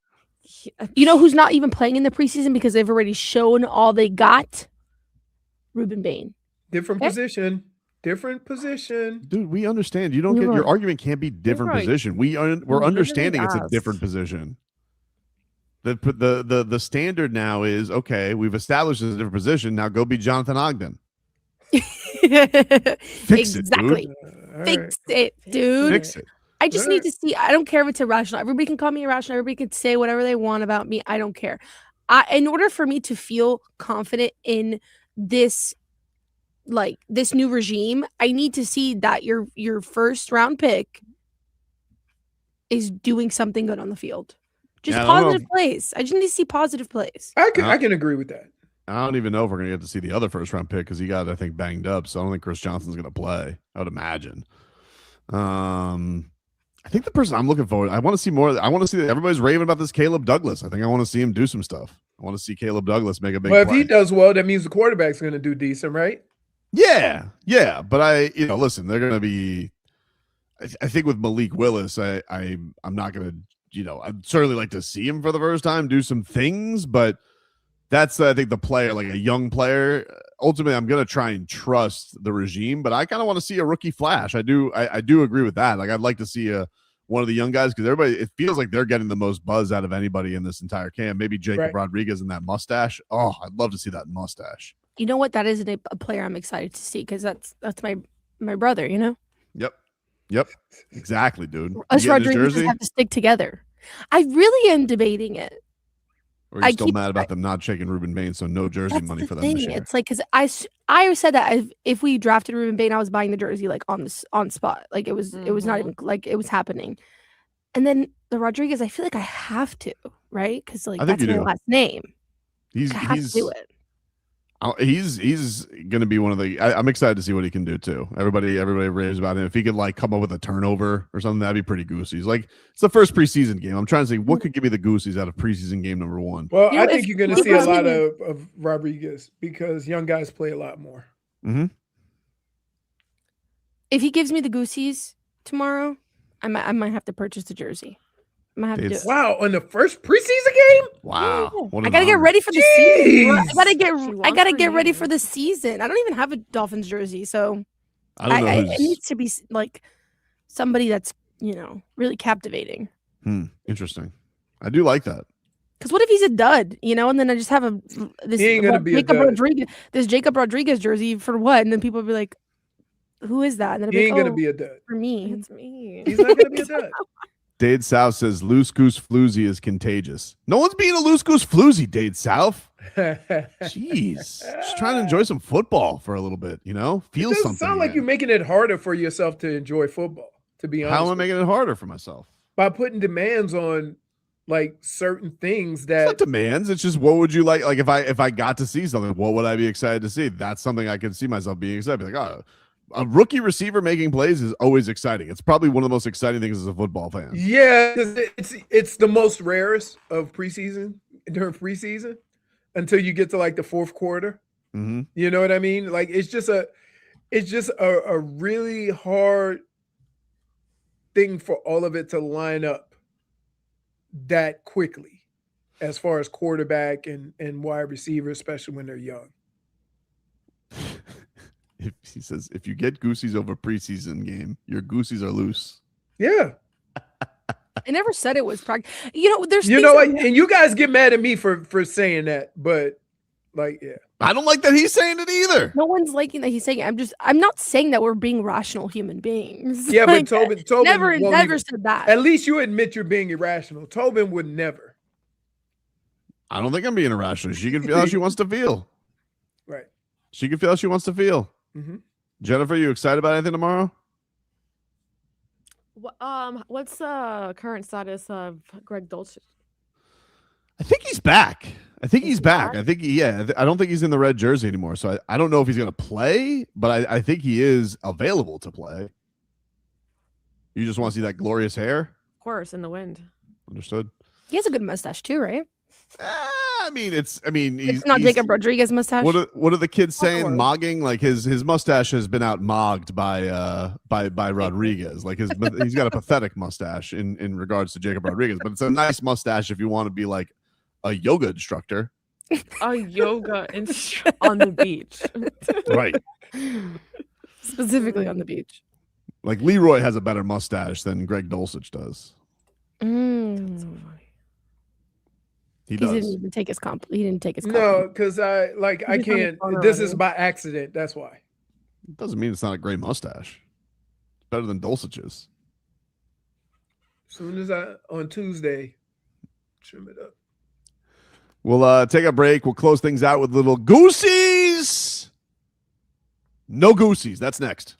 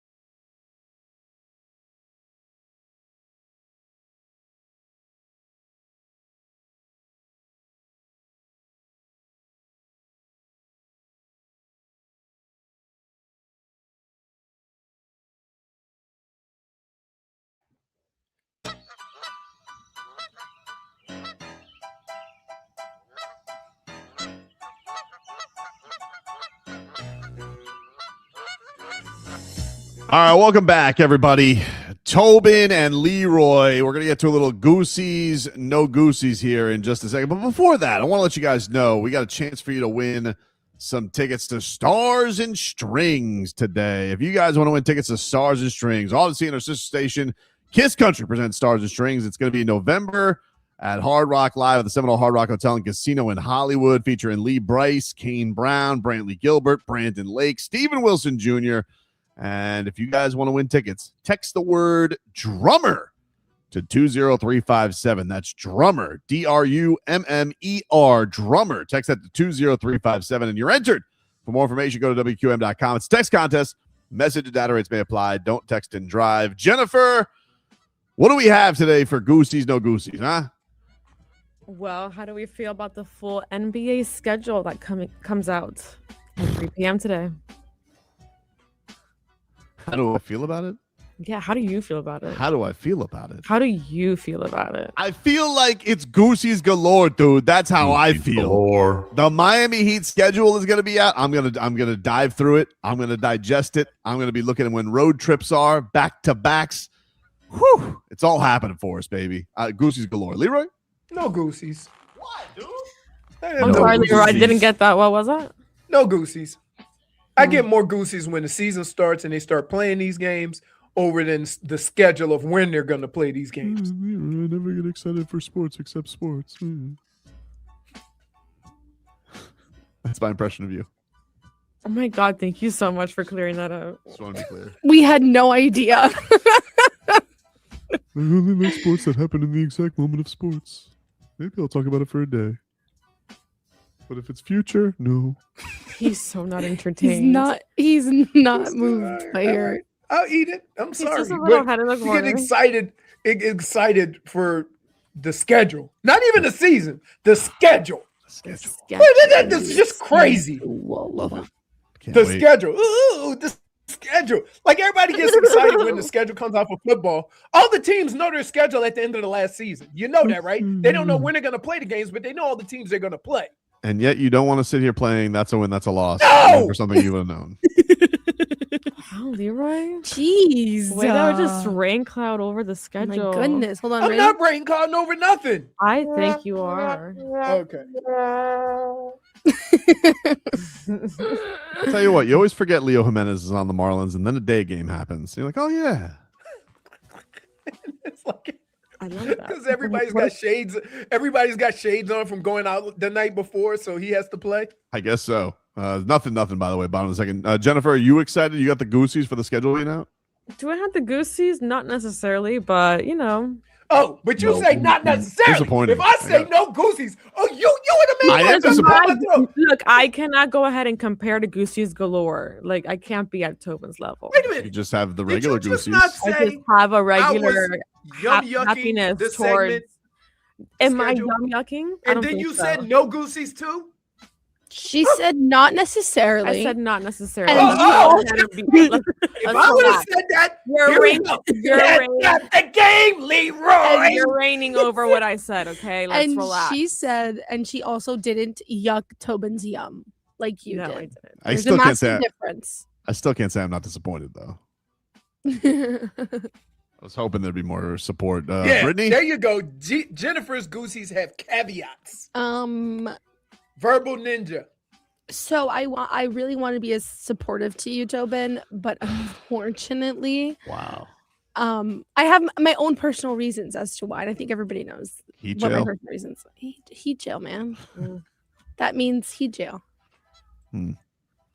So Goosies, because I'm excited for Giannis and this season, but no Goosies to be back in heat jail. So no Goosies just because you're going to know the nights you can't go out. Exactly. What's number 2, Jennifer? Well, let's stick on the subject of the Miami Heat. Apparently, Doc Rivers believes Spo should already be in the Hall of Fame. This was Doc Rivers speaking to Mark Spears on ESPN. It was awesome, but so emotional because I do think, man, that would have been cool. Was it a relief? I wanted to get in while I was still coaching, and I achieved that. I really fought early on for Pop, Steve Kerr, Spo, myself. I just think college coaches get to coach and be called Hall of Fame coach, where NBA coaches rarely get that. I mean, my Goosies are split because I obviously think Eric Spoelstra is a Hall of Famer, but I know that Eric Spoelstra wouldn't want to be in the Hall of Fame while coaching. He's too busy. And Doc Rivers is always focused on that. I should have been a Hall of Famer. So I'm going to go with no Goosies, even though he's paying Spo a compliment, because I feel like it's not really paying Spo a compliment. I think he's just trying to pay himself a compliment. Here's why I'm going to say no Goosies. You should not be inducted into any Hall of Fame while you're still doing the job, because it's not done. That's a right? fair And assessment. so now there's one exception to that, and that's golf. Because golf doesn't vote. You have a set of criteria that you have to meet. You get points for winning majors, leading the money list, leading the scoring. And when you get a certain number of points in women's golf, you just automatically qualify. So it takes it out of the people's hand of voting whether you like somebody or you don't. No, your stats on the field of play have determined whether you're worthy of being in the Hall of Fame. So other than that, you should not get into any Hall of Fame while still playing. Jennifer, Goosies? No Goosies? I agree with Leroy there, so I'm going to go ahead and say no Goosies. No Goosies. What about you, Brittney? Yeah, I don't think that it could have been put any better than what Leroy said. The job's not done yet, so no Goosies. Right. No Goosies. And like you said, I don't think it's something that Spo is like necessarily even thinking about right now. So Doc Rivers is the only guy of that group that would do, like, he's dying to do a Hall of Fame speech, and the other three are like, yeah, whatever. Like I could see the three of them just being nah, no thanks.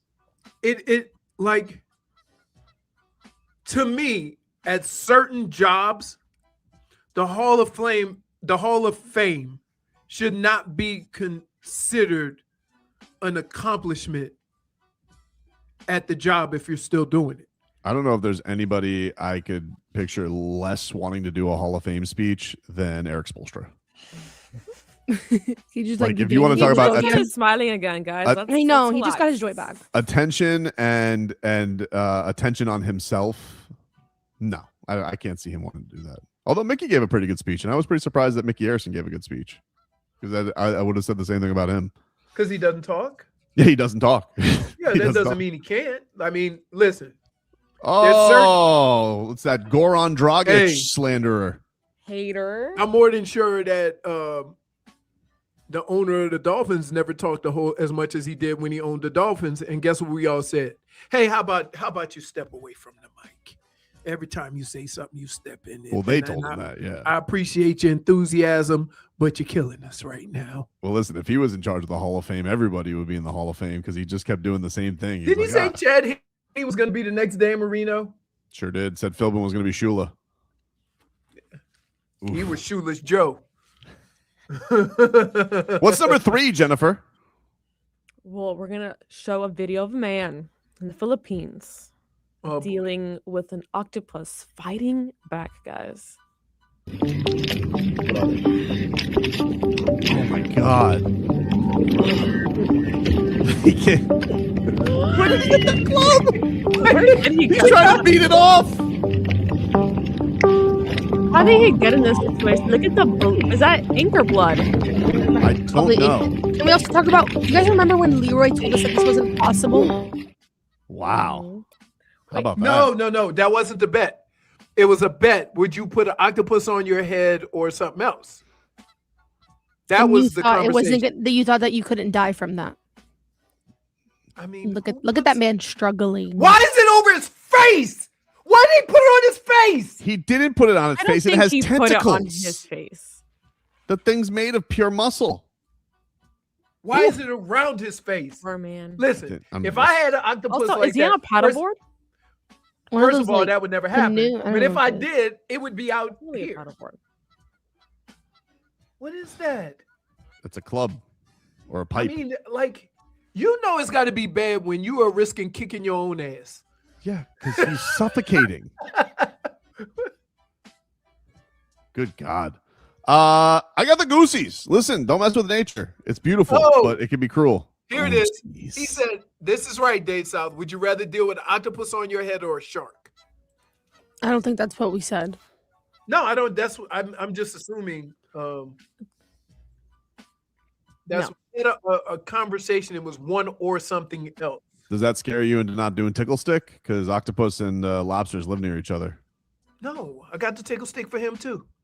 I don't think you do, dude. I don't think you want the tickle stick. Did you not see the stick he had? I think the octopus is going to make you the tickle stick. See, here's what I don't understand.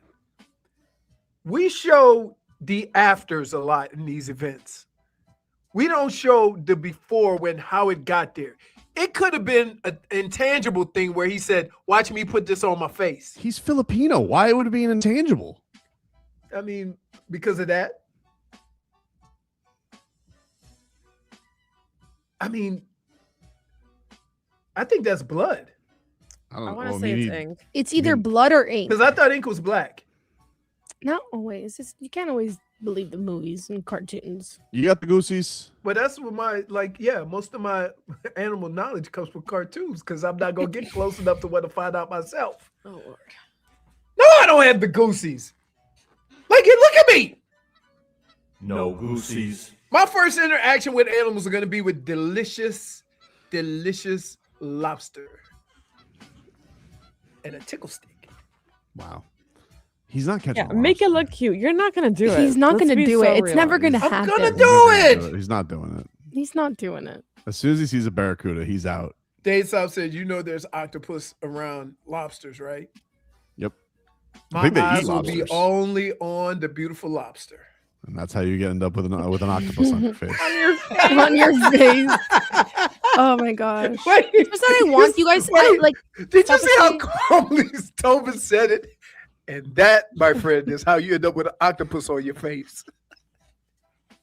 I want there to be some encounter. If this ends up happening, which I don't think, and hammerheads, and there needs to be like an encounter with an animal that makes this up. Nothing dangerous, of course.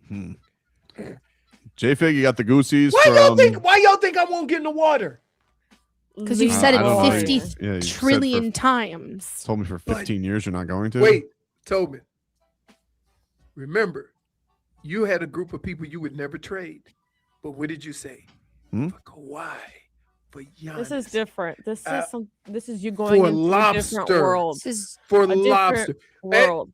Is there not anything in life that you would make yourself go through an uncomfortable situation because you like something or enjoy something? I guess here's the problem with your analogy there of the trade thing is there's no store I can go get Giannis. That's what my buddy said. My buddy said there's Sweden said you can't get Giannis at Publix.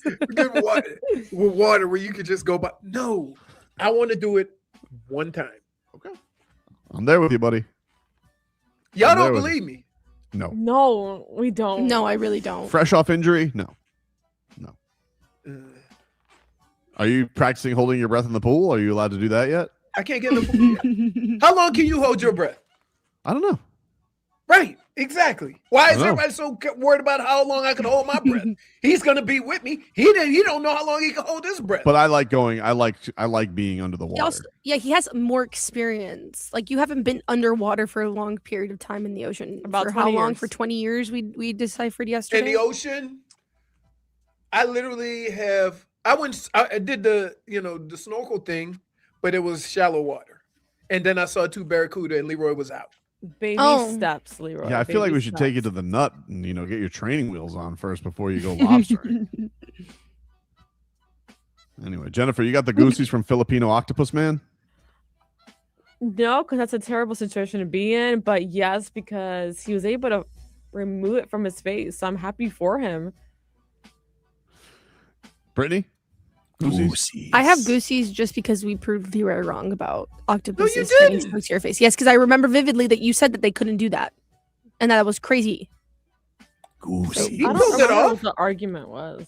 I remember that. Do you think he reached for the club, or do you think a friend handed it to him? Like, is somebody filming this? Because why didn't they help? I think the film guy said, "Here, hit him with this," thinking he would hit himself in the head. Also, why isn't he helping? Why are you filming?